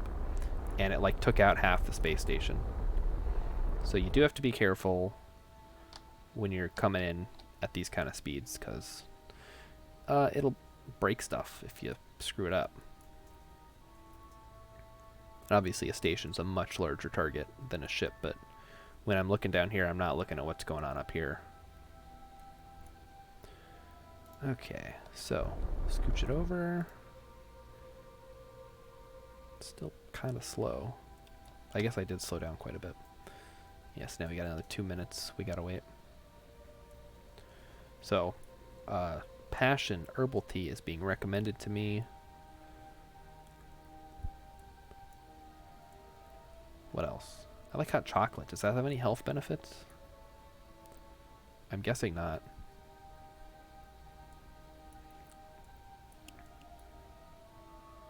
I wish it did, because it tastes good.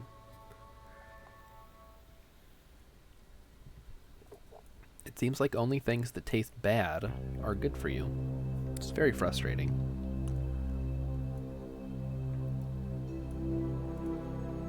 Okay. So we're going to be going 43 meters when we get close, so we'll do that. Dark chocolate. Okay. I do occasionally indulge in the delicious dark chocolate. How about donuts? Are donuts good for you? Is it possible to make a donut that's good for you?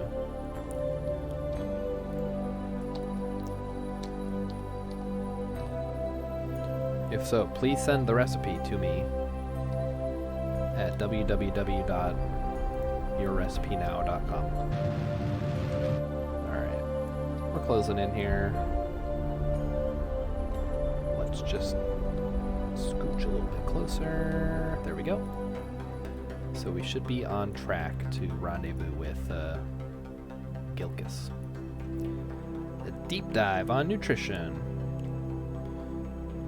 So we have a nutrition expert in the chat. My problem is I like to eat, and I like to eat things that taste good, so it's not so much a lack of knowledge as much as a abundance of taste. Alright, and there they are. There's Gilkis. Welcome aboard, buddy. I hope I have the right thing here. Alright, Gilkis. Another pilot? Oh, it's a lady. It's a lady Kerbal. Alright, another friend for Val. So we'll send Gilkis over here to the capsule. You know more than the average person. Alright, well, I'm guessing the average person doesn't know very much, but if you have any tips for food that I can eat that tastes good or something, I don't know. Alright, let's burn retrograde here and head on back.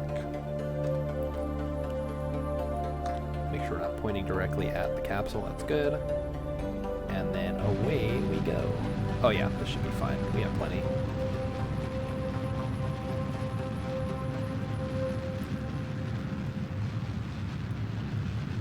So that only took like 6 days. I hate bell peppers. Why would you say that? They're gross. The texture, the taste, the way that their juices seep into everything you cook them with and ruin it. And they're not even, they don't even have like a spicy, you know, they don't add any spice to the dish. They just ruin it. It's like celery.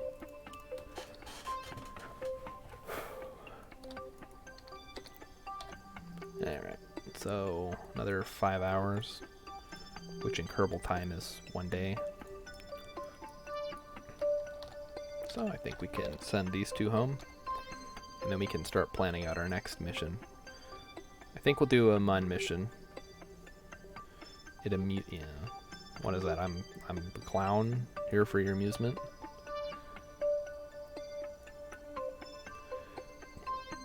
If you're accustomed to eating really processed food and or things that have a lot of high fructose corn syrup, your taste buds will be tuned to that. I think my taste buds might be tuned to that.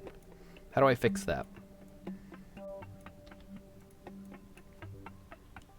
I bet I have to eat a bunch of stuff that doesn't taste good, right? To like recalibrate them.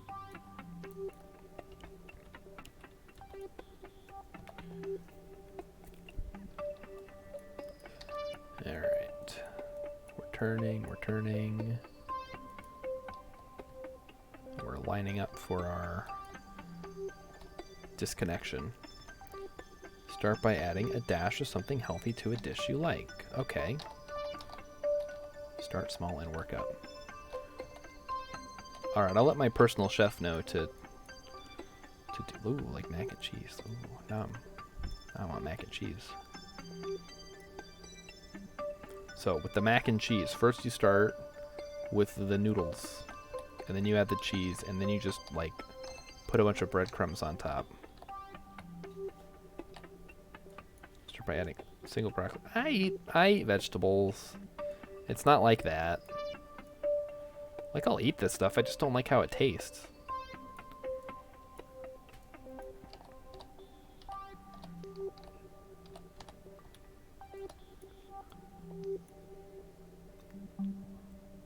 Okay.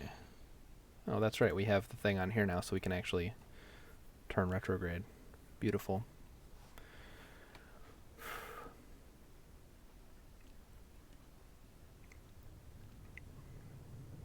My problem is I'm always hungry, even after I eat something. So I feel like I need to eat more, but I'm like, what are you talking about? I just had dinner. I don't need to eat more. And my body's like, I don't know, man. The meter's not filling up.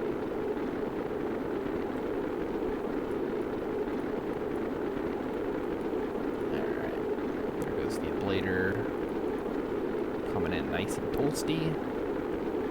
Dude Pond and Gilkis are having a good time.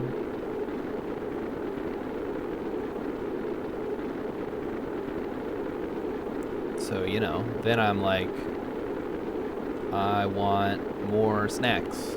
So I have snacks. My current snacks are nuts and dates. If your body isn't properly nourished, it takes 20 minutes. I mean, yeah, like I'll eat and then I'll wait 20 minutes and I'll be like, okay, where's second breakfast? Maybe I'm just like a hobbit. I don't know. I do kind of have hairy feet now that I think about it. I may in fact be part hobbit, guys. Oh. Okay, yeah, the parachute won't open yet.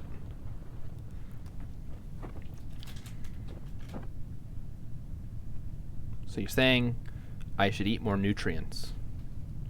You know what they should do? They should just make kibble for people that has all the nutrients you need and it tastes, you know, good enough.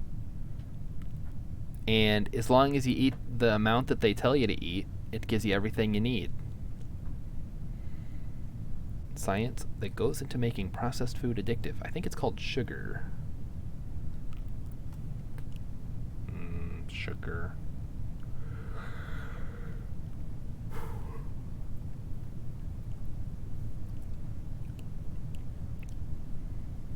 So yeah, I'm gonna go with my human kibble idea. Not kibble made from humans. That's weird. That's like a remoral thing. But kibble for people, kind of like Bachelor Chow from Futurama. Makes its own gravy. But it would have all your nutrients in it, have all your vitamins. It would be just the right amount of the things like making the flavor of the chip end just before you finish chewing. So what you're saying is I need to just swallow the chip whole.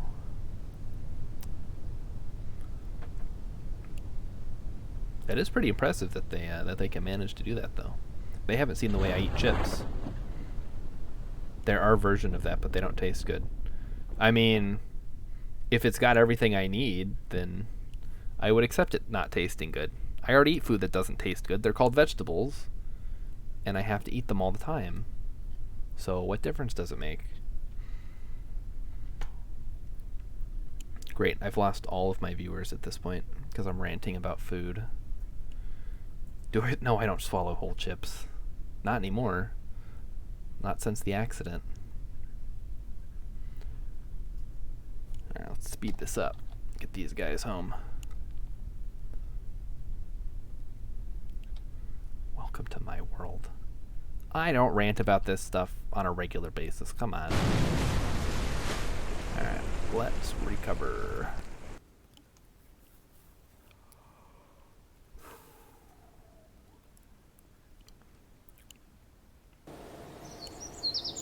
Alright, so we got a new Kerbal, we got a bunch of money from that.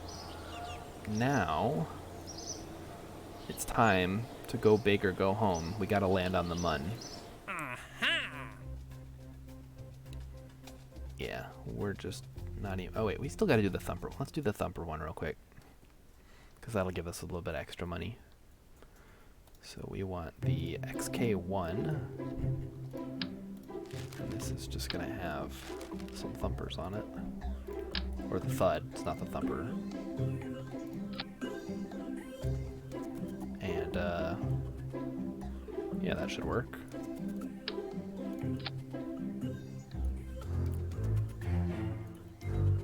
We'll just take the fuel out so we don't send this thing into orbit on accident. Jab. Looking at you, buddy.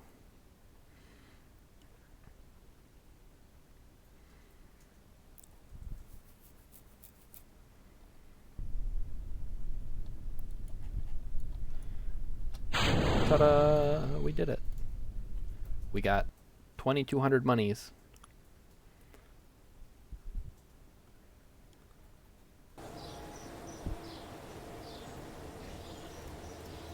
think my problem with gradual small changes is eventually I realize that things aren't as good as they used to be, and I'm like, go back. Go back to the good food. Alright, now it's time to make our first landing craft. We're gonna start from scratch. So, new? Yep. Take out the monopropellant, first thing. Then we need a parachute, a heat shield. We're gonna be coming back from the mud very hot. Then a decoupler.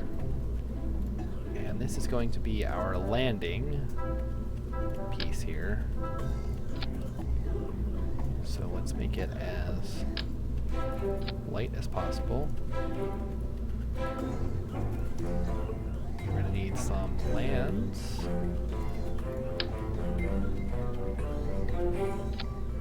And of course it's not gonna work that way because why would it? Alright. Inquisitor 1.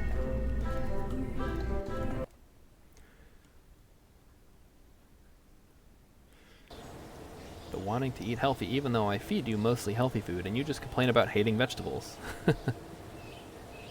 Yeah, I don't know. If I knew the answer, I would have figured it out myself. Okay, so we can't afford better landing yet. Oh, we need 90. Okay. So we're going to have to... So much for going big. I guess we're going to have to go small.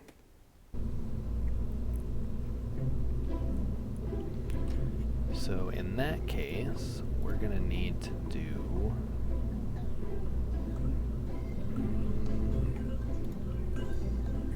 something a little more... We have... No, we don't. I guess we could just land on the bell, but that... I don't know, that's not a good idea. What does the thud have? ISP 345, ISP 305, so that's not terrible. It's kind of bad though.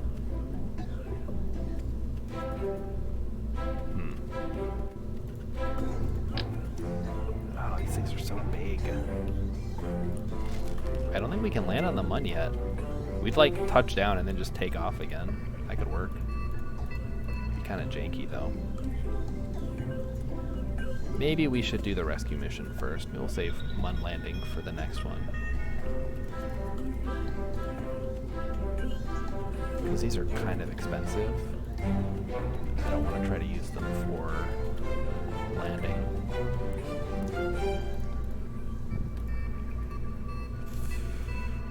Okay. Yeah. Okay, so we'll switch over to the Savior 2, which I think should have enough to get out to the mun and back. And we'll send out Jeb, I guess. Doesn't really matter.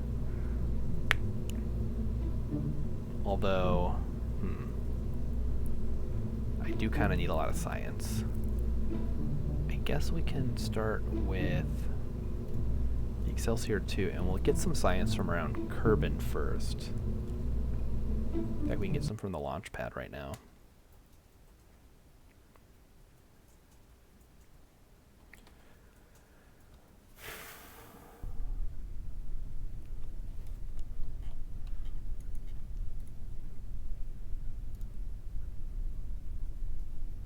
Alright, that'll give us 4.5 science. That's not too bad. We could get some thermometer data, maybe? Oh, yep. We didn't get this yet. We didn't get that yet. Beautiful. Free science. If you played this game, it would be mostly explosions? Yeah, probably, for a while. You eventually push through it, though. Alright, source of science 26. We need... In order to land, we need 90. So, we're going to have to do quite a few things here, and I actually am tempted to make a little makeshift vehicle here. So what if I did this? called it the Excelsior 2S.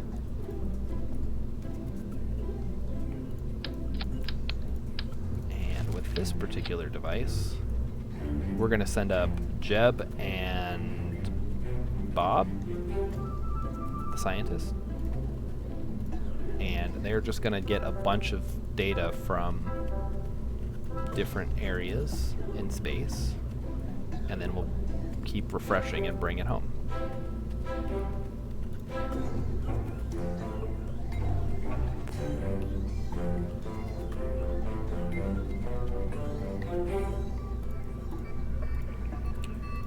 So, do we need power? No, I don't think we need power. Oh, we do need... Yeah, we do need a parachute, though. Yeah, probably a good idea. Let's add that little hat and the parachute. Okay, I'm sure it would have warned me, right? It would have been like, hey, you don't have a parachute, are you sure? Okay.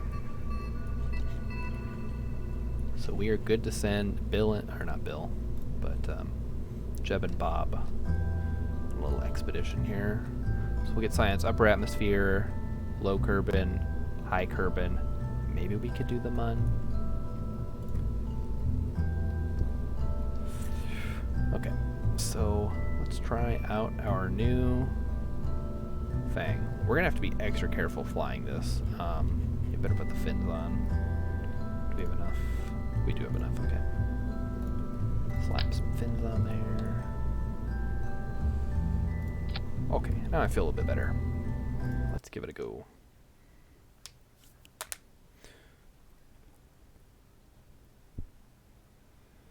I think the problem is people bring snacks to work and then I just kind of pig out on them because they're really good. So if I had someone like following me around all day monitoring me what I eat, it would be a lot easier. Unfortunately, you have to pay like hundreds of dollars for that service.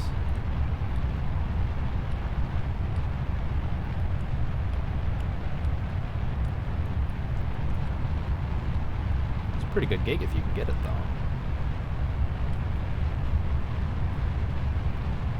Alright, so we're going to the Mun. We're not going to land because we don't have proper landing gear yet. So we're just going to head up. We're going to gather as much science as we can with the Science Junior. And then we're going to come back and hopefully have enough to get the legs. The dreaded snacks at work. Yes. Because, like, I'm not supposed to eat anything that wasn't packed. But then someone brings in donuts or cake or cookies or candy. And I'm sitting there and it's 3 o'clock in the afternoon and I'm like, man, I'm really hungry for some reason. And then I think, oh, right, somebody brought in cake today. I'll just go have a piece of cake. And boom, diet ruined right there. Game over.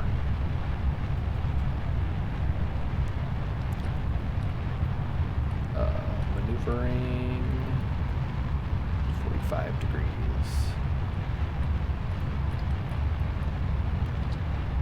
And flip.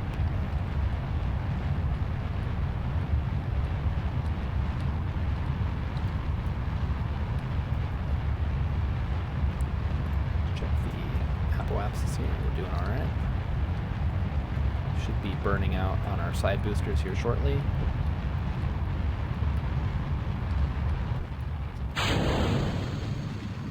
Coworkers are often bad. I knew it was their fault.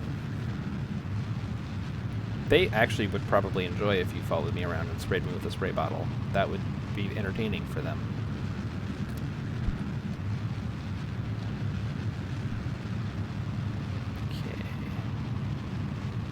Alright guys, destination the Mun.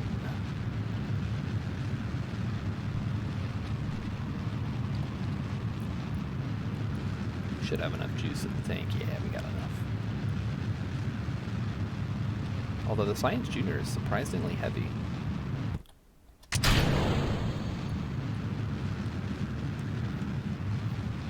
Alright, that should be enough for now. now.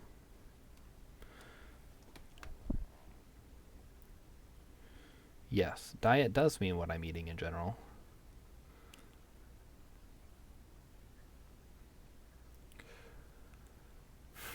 Okay, so we're going to get up into space. We are going to circularize our orbit. We're going to go to the Mun. This we already got Gilkis, so we don't have to worry about that. We're going to go to the Mun. We're going to get... Oh, I guess I should probably do this before we leave, so I don't forget again. Got it. Okay. Yeah, they absolutely would enjoy if you followed me around with a spray bottle all day. They'd get a real kick out of it.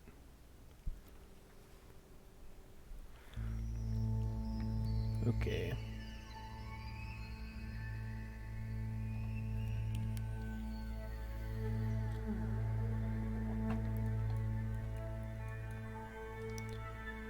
Well, I hope you guys are enjoying having fun at my expense. That's what I'm here for. Because I lack the self-control to not take advantage of the delicious snacks at work.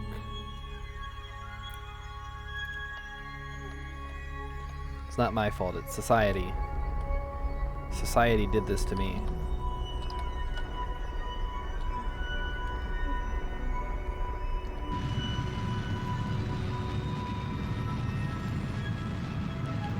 Society.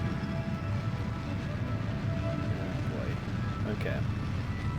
Yeah, we're gonna have to burn here for a bit to get up to an actual orbit. I thought we were a lot closer than I was.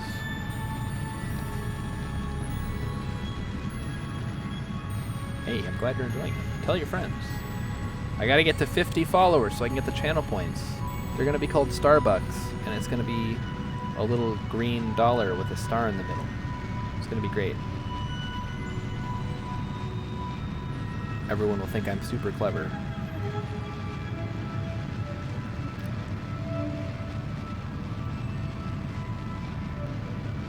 I think the problem is I go live at like 6 my time, which for most people they're just waking up.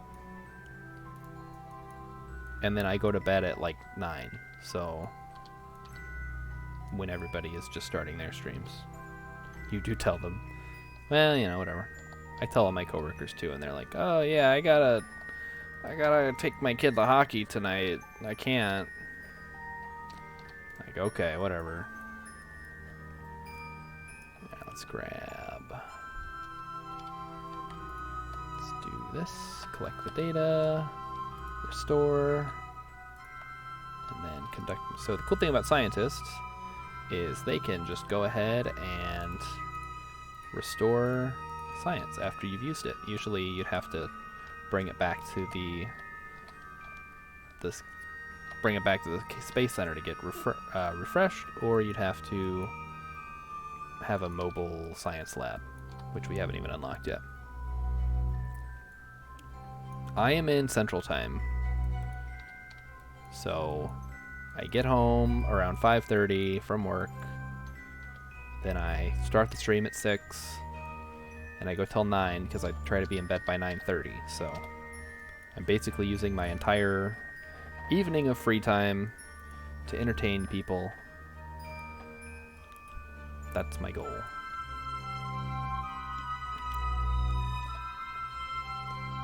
Okay, so now we need to head to the Mun, and we can actually do this mathematically instead of stupidly, so we're going to do that. There we go. Perfect. Nope. Don't need to set target. I know what I'm doing.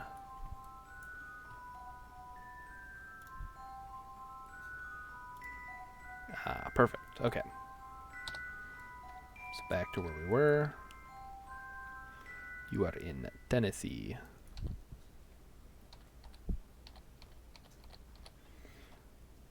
So the other streamer that I watch, it's a couple, but one of them is in Eastern Time. One of them is also in Central Time, I believe, in Texas.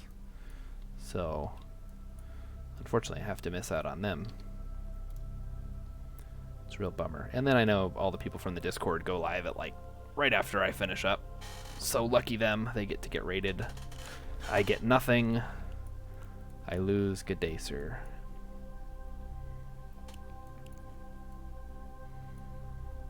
Streaming really does seem to be a night owl's game. Oh shoot. I gotta burn for a long time here. I probably should have started.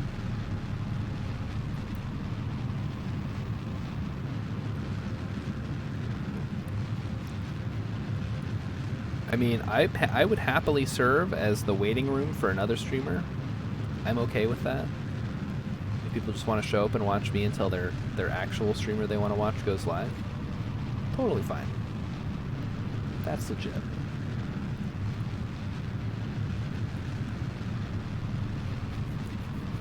But unfortunately my schedule puts me in that weird time area where it's not quite convenient for anybody. And I don't have a lot of wiggle room. Like, I can't change my work schedule. I could theoretically stream on Saturday and Sunday, but I feel like that's a lot of bigger streamers would be streaming then too, so you get kind of bullied out of that.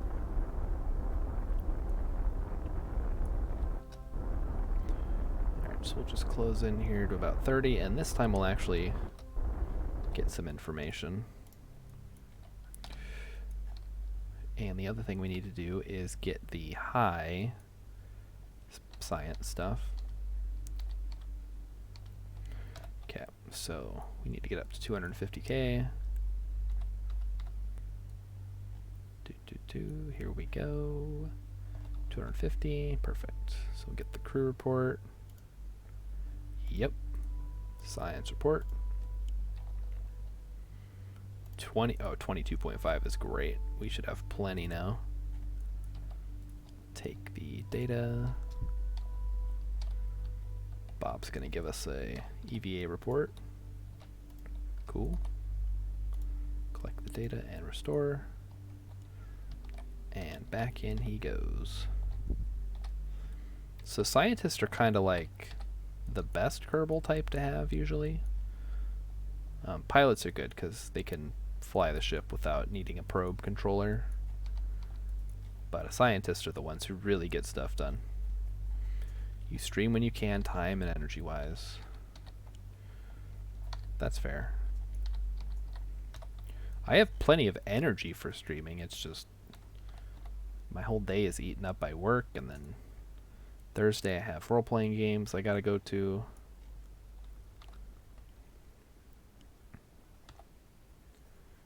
So energy doesn't really factor into it with me, it's just time.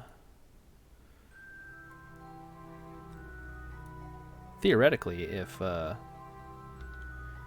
more people watched, I would have even more energy, like some kind of energy vampire. I feed off the attention. So like on Monday when we had a bunch of people in here watching Kerbals, I finished the stream and I'm like, I don't want to go to bed yet because I'm super energized. Tonight it looks like it's just you and Emmykin, so I don't know, get kind of sleepy. But it's definitely nice to have someone to, you know, talk to, because otherwise I'm just playing a game by myself, which is my normal day. Alright, so we will conduct a materials thing. We'll get a crew report, although we've already got that one, so we won't need it. Bob's gonna hop out. Energy is big factor.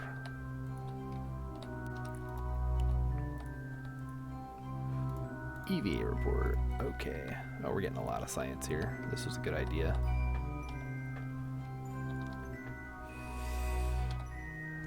Okay, oh wait. Oh, we gotta restore it. Come on, Bob. Get over there. Okay. Restored. Good. And then hop back in. Jeb's keeping this thing pointed the right way. Gotta keep an eye on that energy, though. Alright, so now we just cruise on down into low Mun orbit.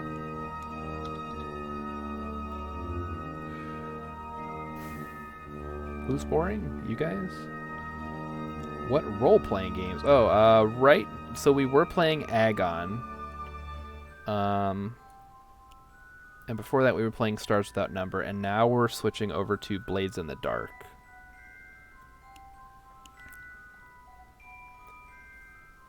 But for Blades in the Dark, we created a custom setting to, because we didn't really care for the one that's in the book. And then if I had the option, I would be running a D&D 3.5 edition campaign. But I can't find anybody that wants to actually play that. Because everybody loves 5th edition. I know. It's so accessible and so well balanced, and I can't believe how great it is. Blah, blah, blah, blah, blah. Yeah. Doesn't matter. You don't know those ones. Yeah, so Stars Without Number is sort of like Traveler. So just like a space science fiction setting.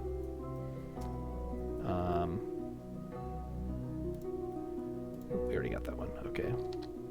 Agon is like a Greek Odyssey type one. So you're a group of heroes and you go from island to island encountering problems, and you have to solve them and keep moving until you finally have pleased enough gods to go home. And Highlands, nice. Blades in the Dark is it's not quite steampunk, it's like pre-steampunk. Like Victorian era setting in a fantasy world where there's no sun because it got blown up in some kind of horrible fantasy disaster. So now it's always dark, and there's ghosts and demon whales, and it's weird. Yeah, that's what that's what Emmykins calls 5th edition D&D Junior. Babby's first Dungeons and Dragons. So yeah, 3.5. That's my jam. I got the books. I've got the modules. I've got my own homebrew setting and everything. But unfortunately, the people that want to play D&D want to play 5th edition, and I wouldn't want to play with them anyway because I know how they play. And the people that I want to play with don't want to play D&D because they want to play better games, which I don't blame them for. You played 3.5 last, so you played it recently, or you played it like 20 years ago when it came out?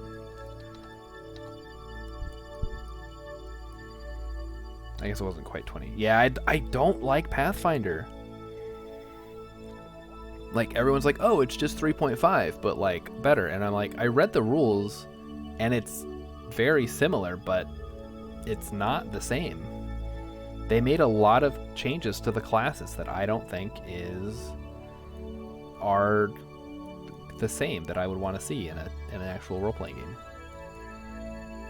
A human cleric, that's such a useful class.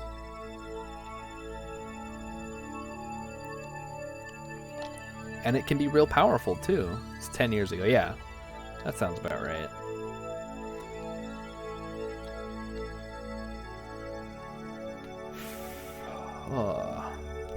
Pathfinder is not better. That's what I say. Nobody listens to me. They're like, oh, Pathfinder 2 just came out. Why don't you try that? Like, no. It's not the same.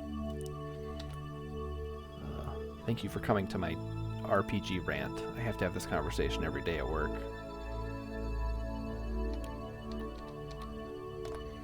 Like, oh, 5th edition is the best because blah, blah, blah, blah, blah reason. Like, I don't think so. Still have the character sheets, that's so cool. I don't know. I usually don't hold on to that kind of stuff. I like keep the memories, but character sheets are a bit much. Get cluttery.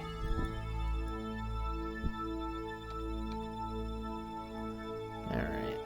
So now we need to just send these two home, which shouldn't be an issue. Well, maybe it will be because we're in like a weird orbit here. Guess we should do something like this, and then we can circularize. And then, unfortunately, unfortunately, we've gotten ourselves kind of stuck in a bit of a weird loop here.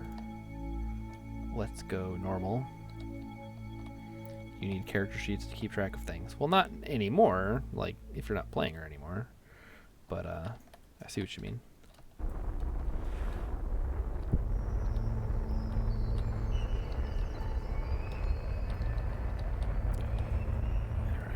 Alright, up.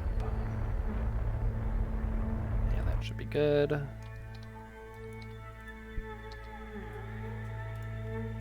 We entered suborbital spaceflight. Yeah, accidentally. I'm not landing. Alright. Have you tried 5th edition? I'm curious to see what other people who maybe don't care for it have to say about it.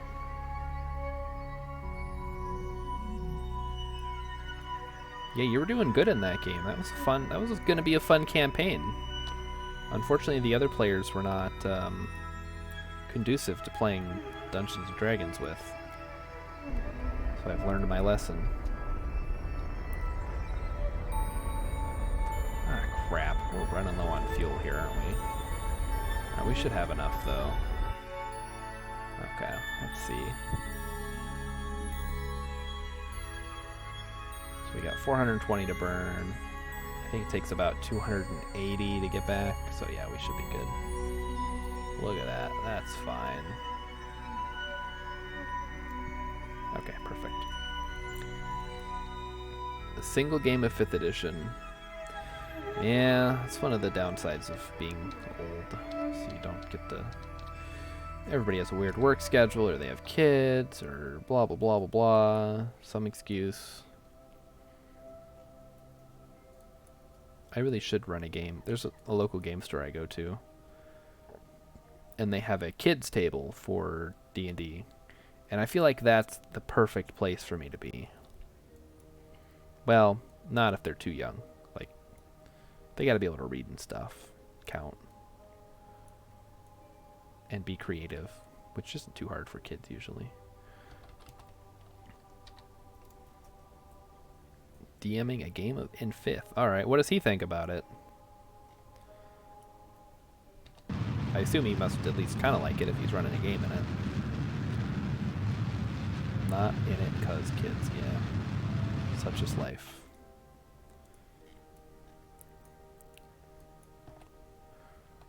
Ooh, okay. Speed it up a little bit. We broke into the governor's mansion. Oh, yeah, that was fun.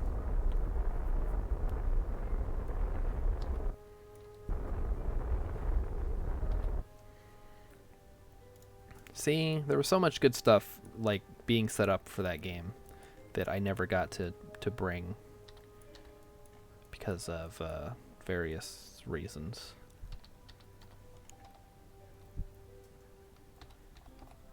So yeah, I've tried getting Emmykins into more role-playing, but it's hard to get a group together, you know. Especially, and it's hard to find people that I mesh with too. Yeah, they don't follow the rules. That's a good point.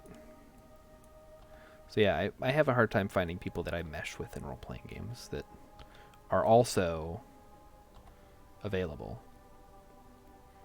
Yeah, 5th edition. Yeah, that's Emmykins calls it D&D Junior because it's easier to get into, which by extension makes it less, I don't know, less flexible, something like that. I don't know. The fact that they dropped so many, they basically dropped skills altogether. They, what else did they do? They made feats an optional rule. They keep adding classes. Like, I realized 3rd edition had a lot of classes, but I don't know.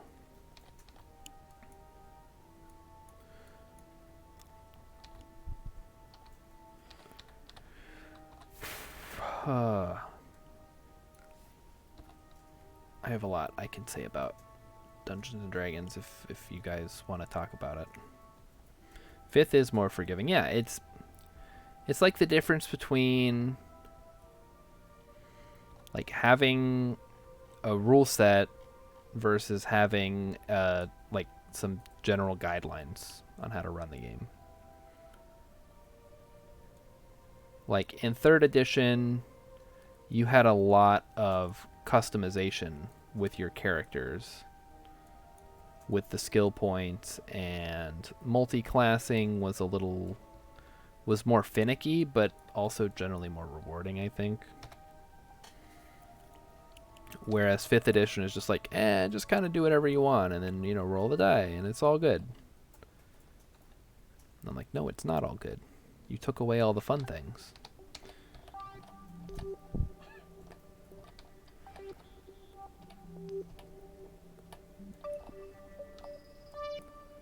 Did I ever watch the old... no, but I am familiar with it. I watched a couple episodes. It was like way before my time, honestly. But I did want to dress up as the Dungeon Master for Halloween. It's like a fun, because there was a costume. I'm like, oh, this will be hilarious. But then I never did, because I don't usually dress up for Halloween anyway.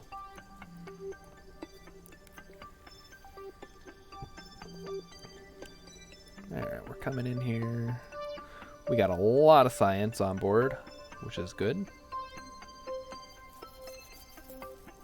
So, we should hopefully be able to buy those landing legs.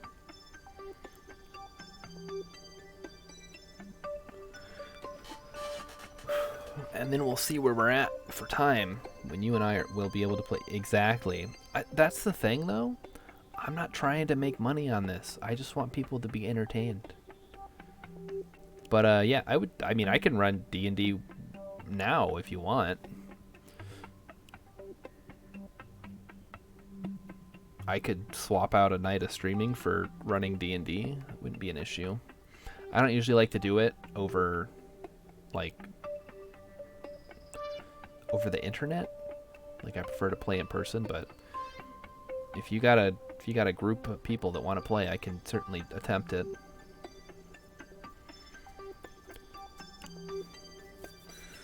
I haven't used a virtual tabletop in a while, so I'd have to reacclimate myself. Yeah, because I have... Emmykins has both the 5th edition books and the 3.5 books. And, yeah. It's like night and day between the two. Like how much detail they go into.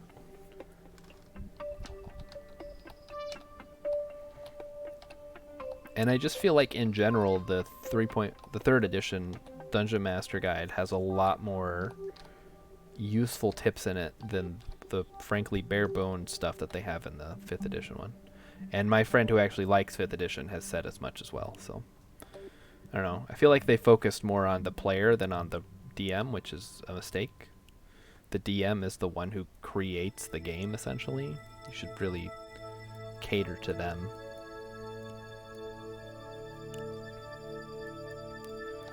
So, you get a group together. I can try out running online if you're interested. I'd have to dig out my books, because they've been on the back burner for so long. I can't find a group. Alright, here we go. We are landing. And look at that. We're coming in right over at Kerbal Space Center. I couldn't have planned that better. Beautiful. We're going to get nice and toasty. And we're going to be landing in the ocean probably, but be pretty darn close to the Space Center.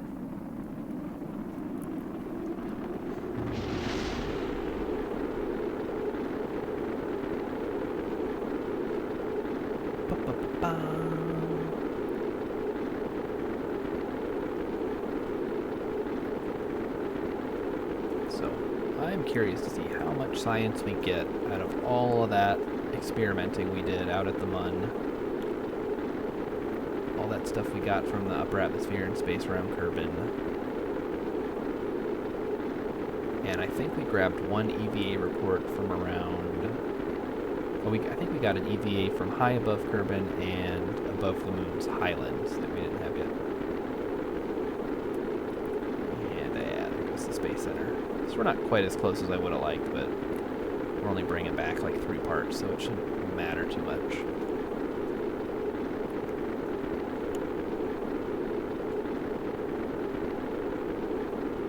So also, if you have any questions about how to play Kerbal Space Program because you're perhaps interested, feel free to ask. I've started so many games, or so many careers. At this point, I feel like an expert in early career mode.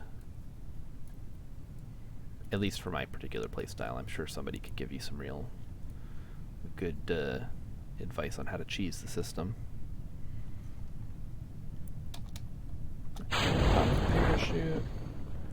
Speed things up. Do-do-do-do. Do-do-do-do-do-do-do-do. Yeah, we're coming over down in the ocean. That's all right.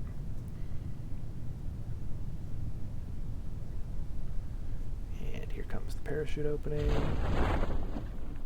Yeah, we're good.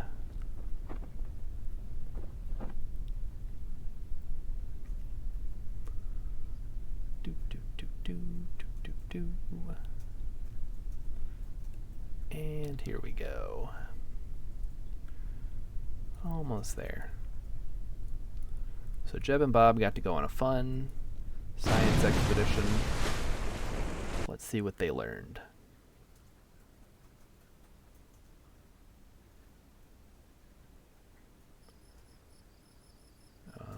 Come on. Okay. Ooh. Wow. Okay. So we have plenty now. So we can get those landing legs that I wanted. And now, is there anything else we want? Free Kerbals we could get? Not right now.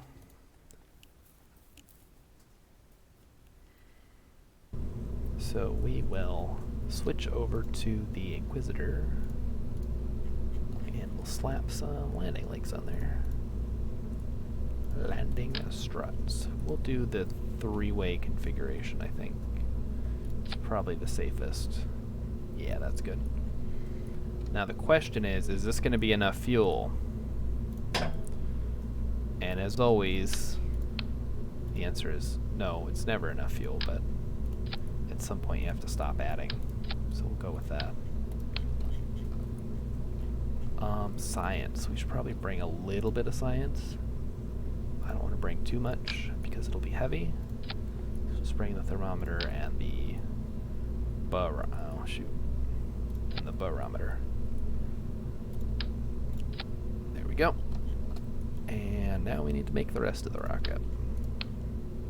Ooh, hang on. We're gonna want a lot of parts for this.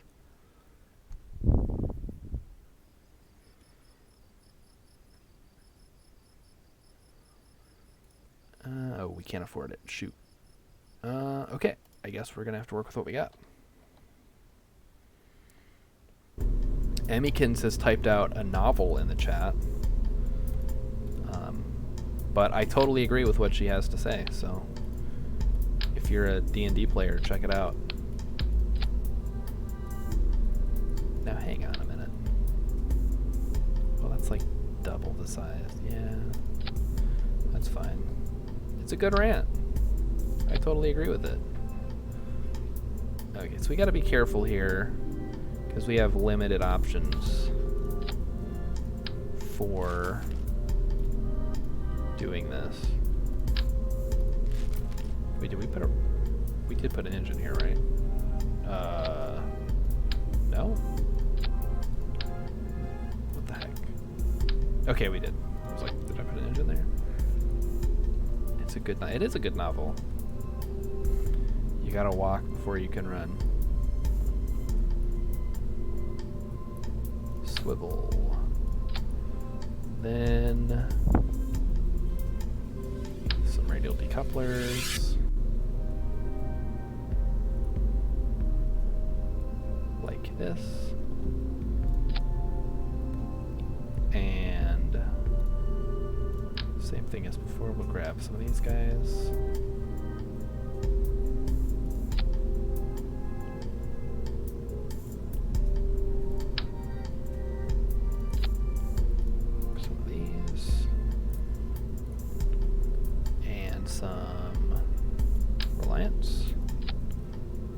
Okay, so far so good.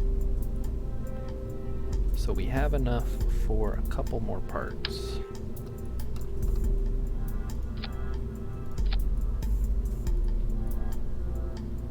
I'm kind of tempted to add extra tanks to the top, but I know that's not going to work, so I'm not going to do it. Okay, what else could we do here?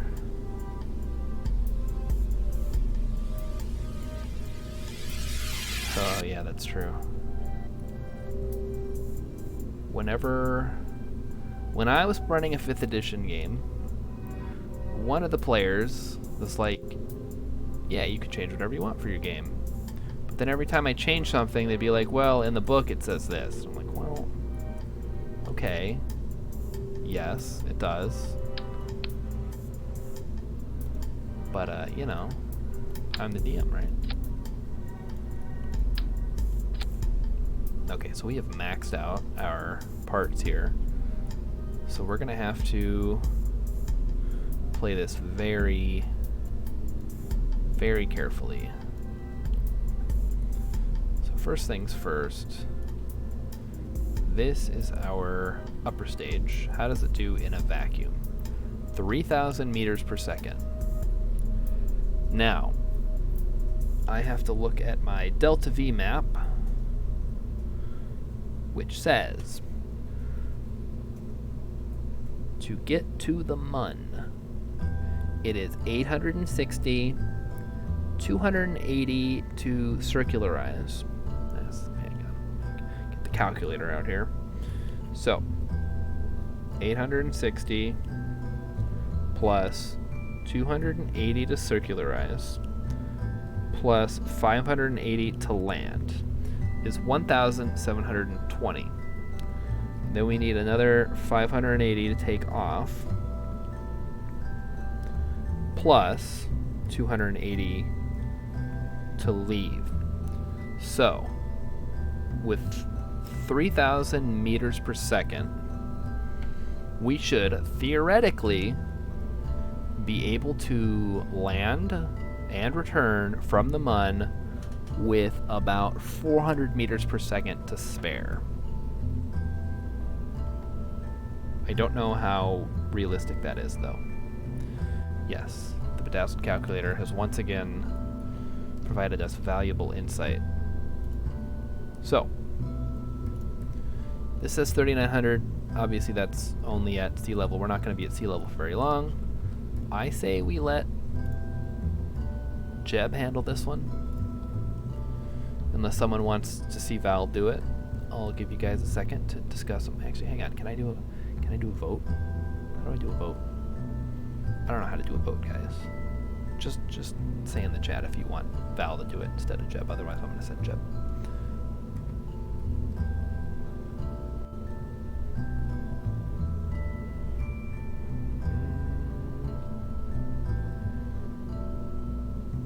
All right, Jeb it is. Here we go.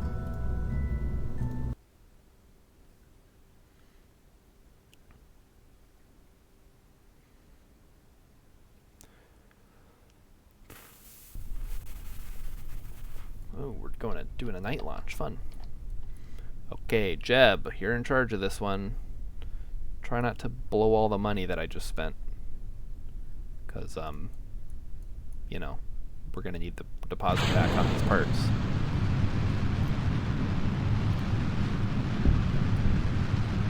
So we're going to need to play this as tightly as possible getting into orbit. We are going to burn as much fuel as we can, getting to the Mun with our main stage if we can, if we have any left. Then we'll switch over to the landing stage, which should hopefully take us there, get us into orbit, and then touchdown without any issues. Worst case scenario, we gotta send a rescue mission to pick up Jeb from the surface of the Mun. That's not really that big of a deal, so would not be the first time I've had to get Jeb unstuck from the Mun.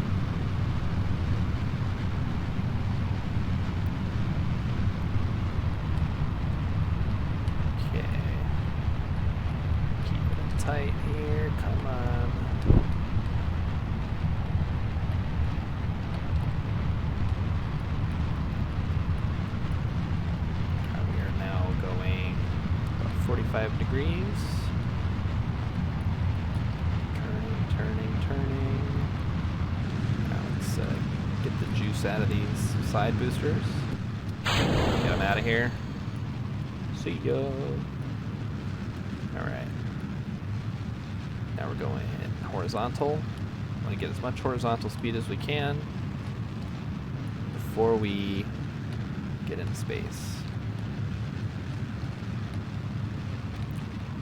So, we'll double check the calculations when I actually get into orbit, but I think we should have enough.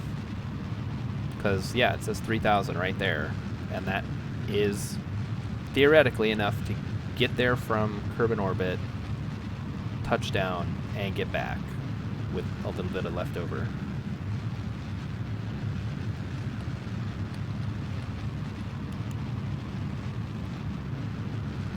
Oh yeah, we're building up a lot of speed here. This is great.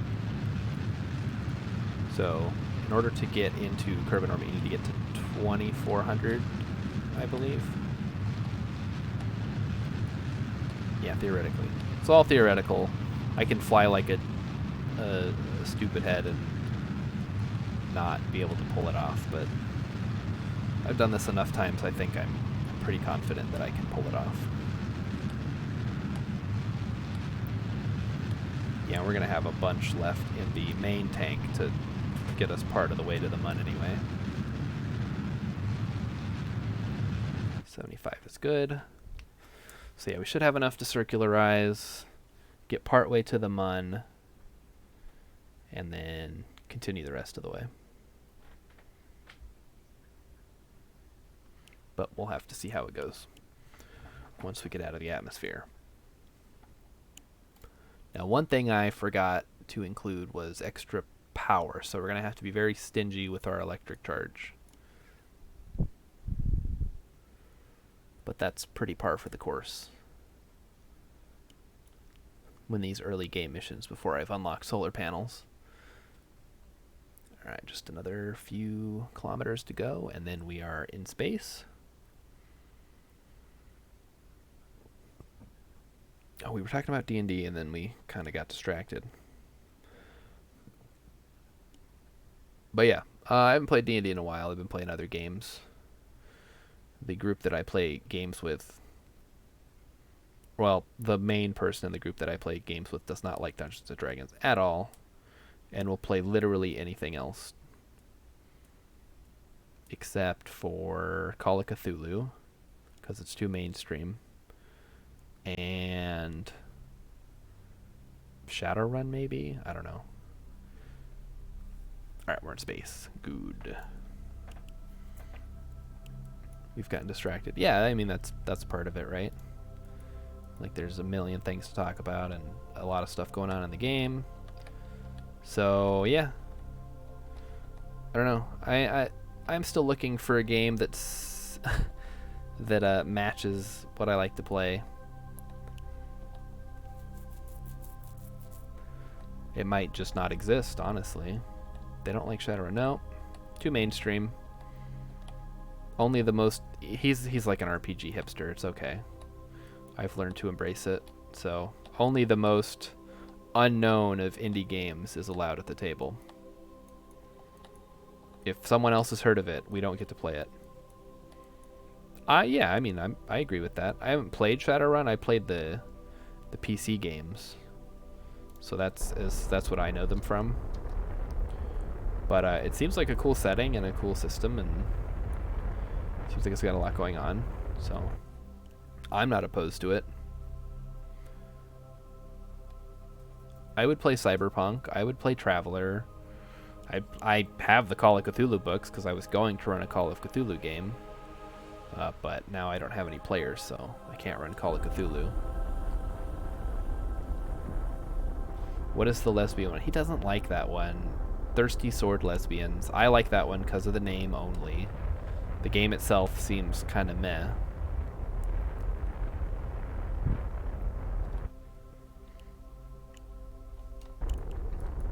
I haven't actually read the rules, but it seems like it's specifically designed for a very particular group of people that I do not fall into. Alright, there we go. So now we're going to take a little bit. Shit, we've almost got enough in there to get all the way to the mun, honestly.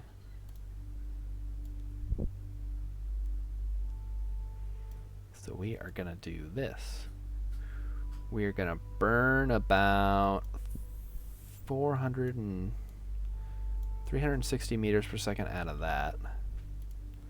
And then we're going to do this. So that's 360, so we need about 500 more. What the heck? So 500 about. And then we just need to line these up. And then we need to position. Oh, see, look at that. We got it first try. So basically what I'm doing here is I'm going to boost Thirsty Sword Lesbians. Yeah, that's the only thing that I noticed about it, and then I read about it. I'm like, oh, this sounds kind of twee and interesting, but I wouldn't want to play it. It's not hardcore enough for me, I guess. Or maybe it is. I don't know. I didn't look at the pictures. So what I'm doing here is I'm going to use the remaining juice in our main stage to get out here. Then I'm going to burn backwards a little bit so that it falls into the atmosphere. And then I'm going to use the landing stage to get the rest of the way out to the mun. We'll circularize, we'll land, we'll take off, and then we'll come back. And that'll be the end of the stream, I guess, because it's already almost 9 o'clock here. So let's get this going.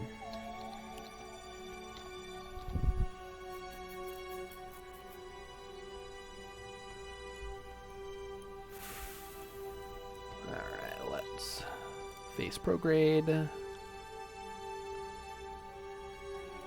We haven't even been to Min-Miss yet, have we? I'm really slow rolling this career.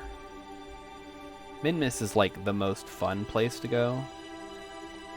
Or at least the most easily accessible place to go, because it's so small and has such low gravity that once you're there, you basically don't need anything to move around and land and stuff. So it's just a lot of fun to visit, and it's easy to get to. So we're good there. Now we get out to here.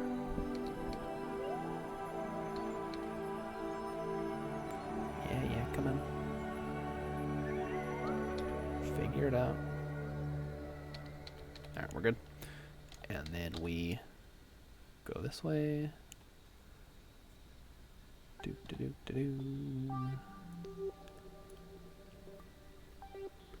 And we should be facing approximately retrograde when we get there.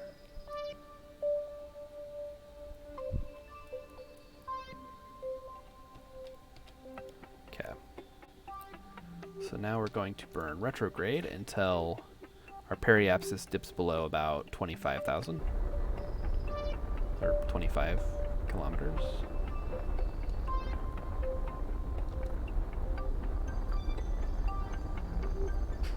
And then we're going to switch back to prograde. So I could have used a little bit more to get us a little bit higher, but this is fine.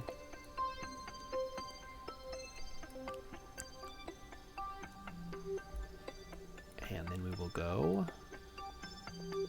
this direction, and we will disconnect. We'll do that. So we'll get back up to 70 kilometers, approximately. And that will cost a little bit, but it'll also prevent any trash from building up in orbit. Okay, now we're still good. Okay.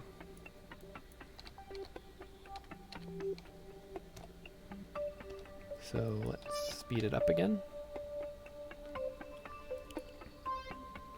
I do try to prevent having debris in orbit as best I can. Sometimes it's unavoidable, and then I just gotta shoot it down from the tracking center. But if I can actually manage it, I prefer to get rid of it organically. In case anyone's wondering what I'm doing here.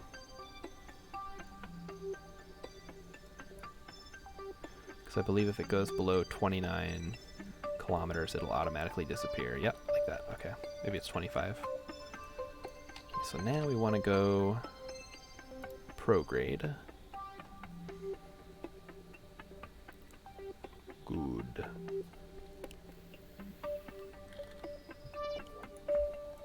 And got about a minute. So we're going to burn for 38 seconds.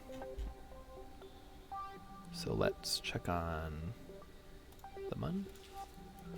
Need to burn for 38 seconds. We want to get our periapsis down to about 30.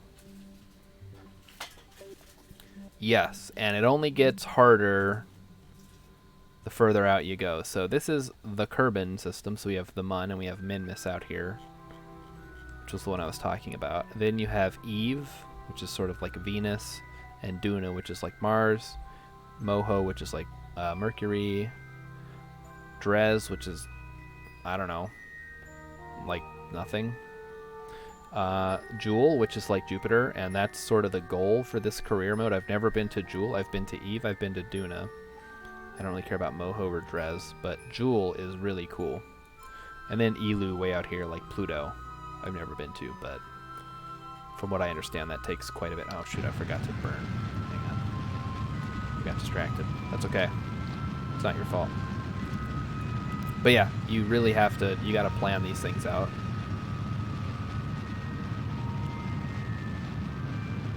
It really is a simulator, just on a smaller scale. And there is a mod that makes it so it's like human scale, and it makes it ridiculously difficult because, as it turns out, going into space in real life is actually really hard and requires a lot of planning and fuel and whatever else, and it's expensive. So the base game simplifies it by making everything a lot smaller. Alright, so we got that. Plenty of fuel to spare. We should not have a problem. Similar scale, but also galactic scale. In the sequel, they plan to have multiple star systems, from what I understand. So I'm actually curious to see how that's going to go. Because you'll have to have like some really impressive engine power to do that kind of stuff. And I think they're keeping faster than light travel out of it, so it's all going to be conventional. It'll just take a really long time.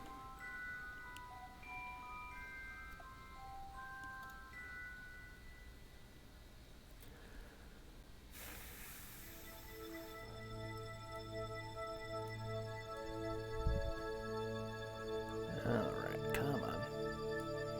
So we're going to go here. We're going to loop on around the mun. We'll get into circular orbit, and then we'll probably just land. We don't have to come back in this stream. We can do that on Friday. And yeah, we'll land, we'll walk around, we'll get some data, and then I'll just hop back in and call it a night. And that'll be our first mission. Friday stream, we'll send Jeb home triumphant. The first Kerbal to walk on the mun will give Minmus to Val, to be fair. Alternate. They kind of have a rivalry going on. So I want to keep it fair. Everybody gets a chance.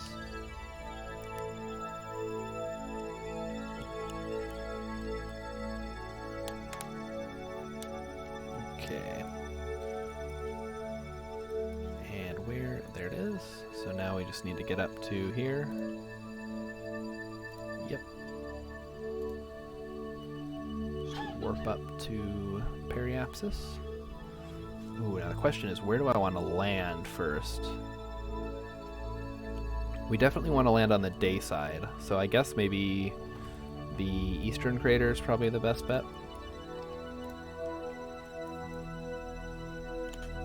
With a lot of options. mean, not really. We could land up in the Midlands, I guess, but prefer to land in the craters. Or just wait till we land. Let's see if we can see Kerbal. Yeah, you can see Kerbal from here.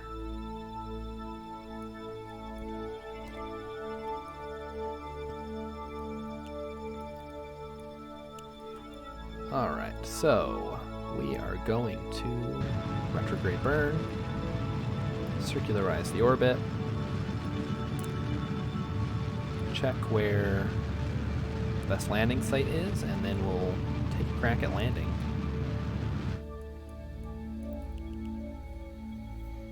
Oh, another good thing about being on the light side of the Mun is that, yeah, we'll have a good view of Kerbal. And what else? Can we see Minmus? Where's Minmus right now? Minmus is over there. So you can, like, barely make it out.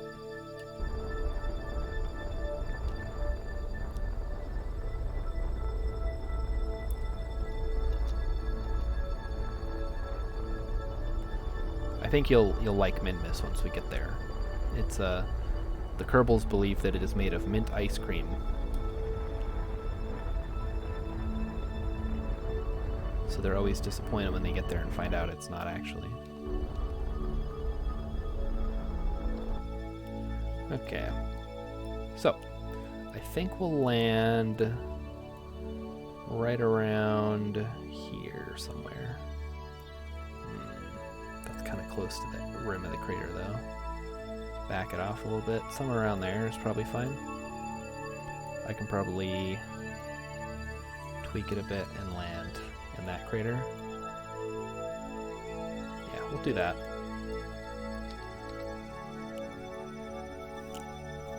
Okay, here we go.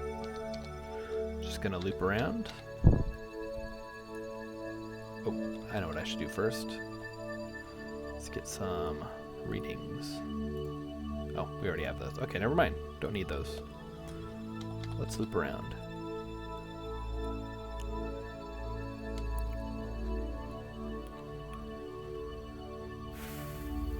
Let's finish strong.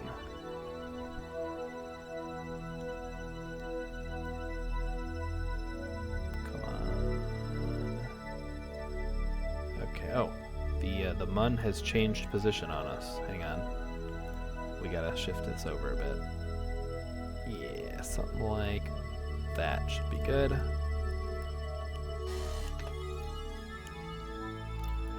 Okay.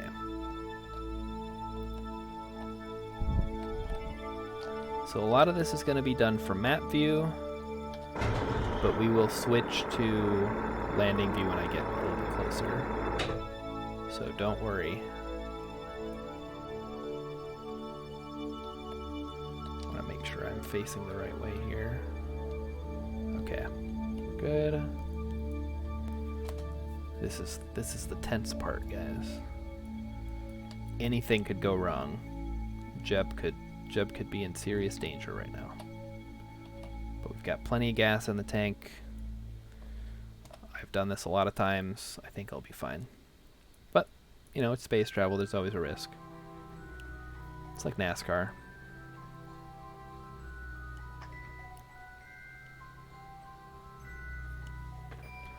So we are approaching our burn point right here. So the plan is we're going to twist a little bit, so we're going south. Then I want to have the... In fact, I should probably change that a little bit. Yeah, there we go. Then I want to try to put my final destination right around here. So here we go.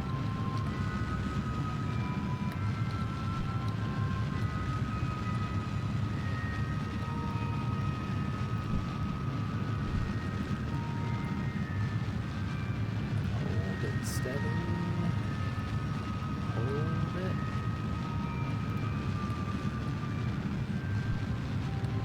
Almost got it. Got it. Okay, perfect. Now we go like this.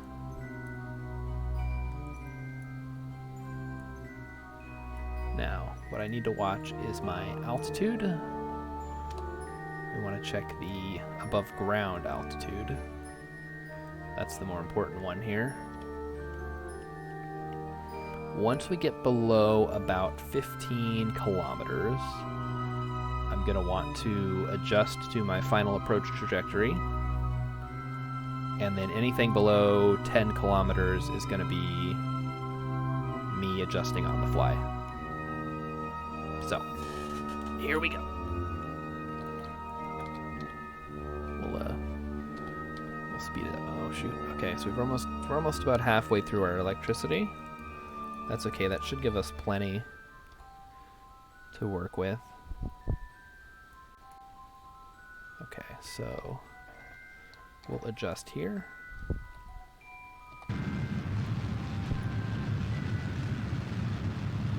And good. Okay. So everything from here is going to be me adjusting visually on the fly.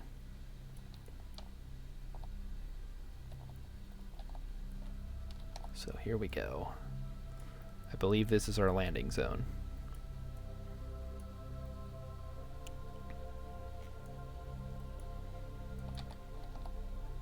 Okay, we are positioned correctly. Here we go. And this is how much fuel we've got left. Ooh, there's an arch. Look at that. A very unique feature to the lunar arch. Some people are crazy enough to try to like set up their orbit so they go between the arch or go through the arch. It's pretty cool. I've also seen people build structures like hanging from the arch. That's kind of fun. This one's got kind of like some pockets in it. Don't know how I feel about that, but if we can get right here in about the sweet spot, we'll be good to go.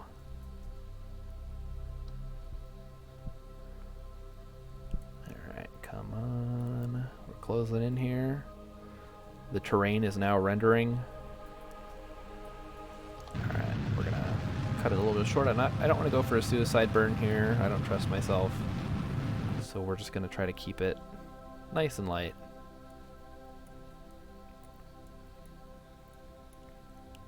Ooh, there's a rock. Fancy. Structures hanging from the arch is impressive, yes. Like, you could just find it on YouTube. Lots of people have done it. I believe there was a, like, weekly challenge for it at some point. Okay, so here we come. Just gotta watch the altitude versus our speed. We want to be under about 6 meters per second when we touch down. Ooh, that's a new one. I don't think I've seen that kind of rock formation before. Maybe I have, if it's a geyser. Alright, this is pretty flat. It's not perfectly flat, but I'll take it. Like, comparatively flat for the lunar surface.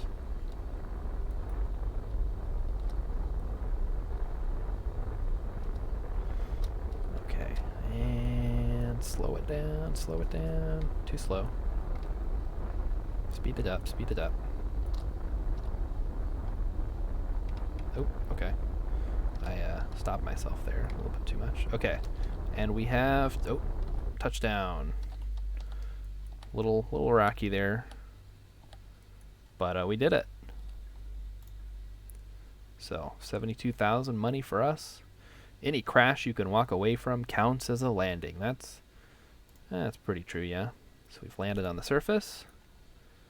Let's take some readings before we jump out. So this is the east crater, as I mentioned before.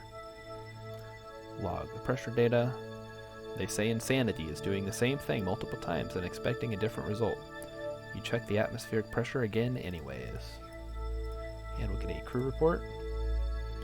Yep. We're definitely here. And Jeb, now is the time to do the thing. Oh, okay. He's not ready yet. Come on, buddy. There we go. Okay, it's kind of janky. Okay. So, he is going to... Don't remove your helmet. I don't even know why that's an option. The dust is getting everywhere. Plant flag.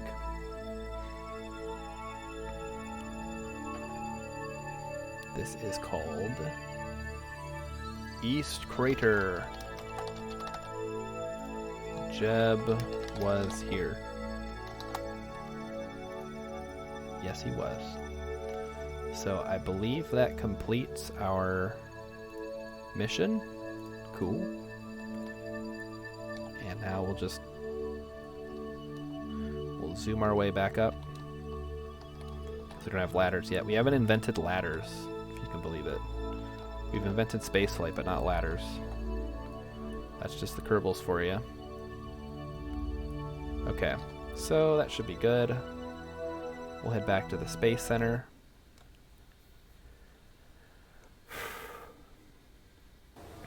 I mean, if you want to try Kerbal Space Program on your stream, I would totally support that.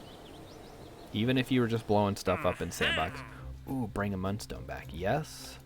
Explore Minmus. Yes. This is now we're getting into the good stuff. And can collect surface sample. Oh, this one's so expensive. I always forget. But we can at least afford to upgrade the assembly building now. Okay, so that is it. Thanks for coming out, Pangolin. I think it's just you and Emmykins at this point, so I won't bother doing anything raid-wise. But hope to see you back on Friday if you're available, and we'll get Jeb back home and do a little more fun and talk about some other stuff.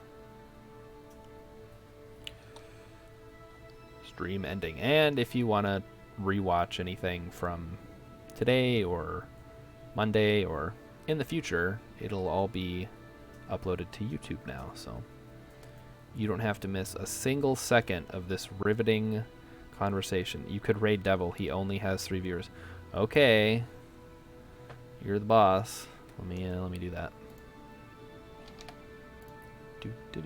Is he actually streaming right now? I must have missed it.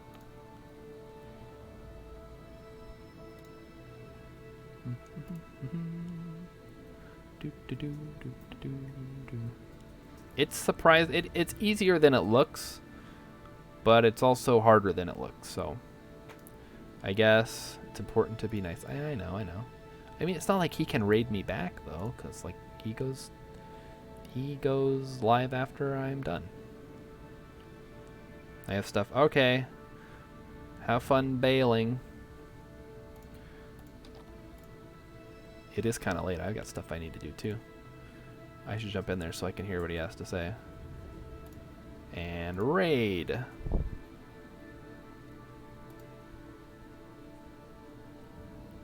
Now, create what's true to you. What, you just kind of scattered into 3 different sections?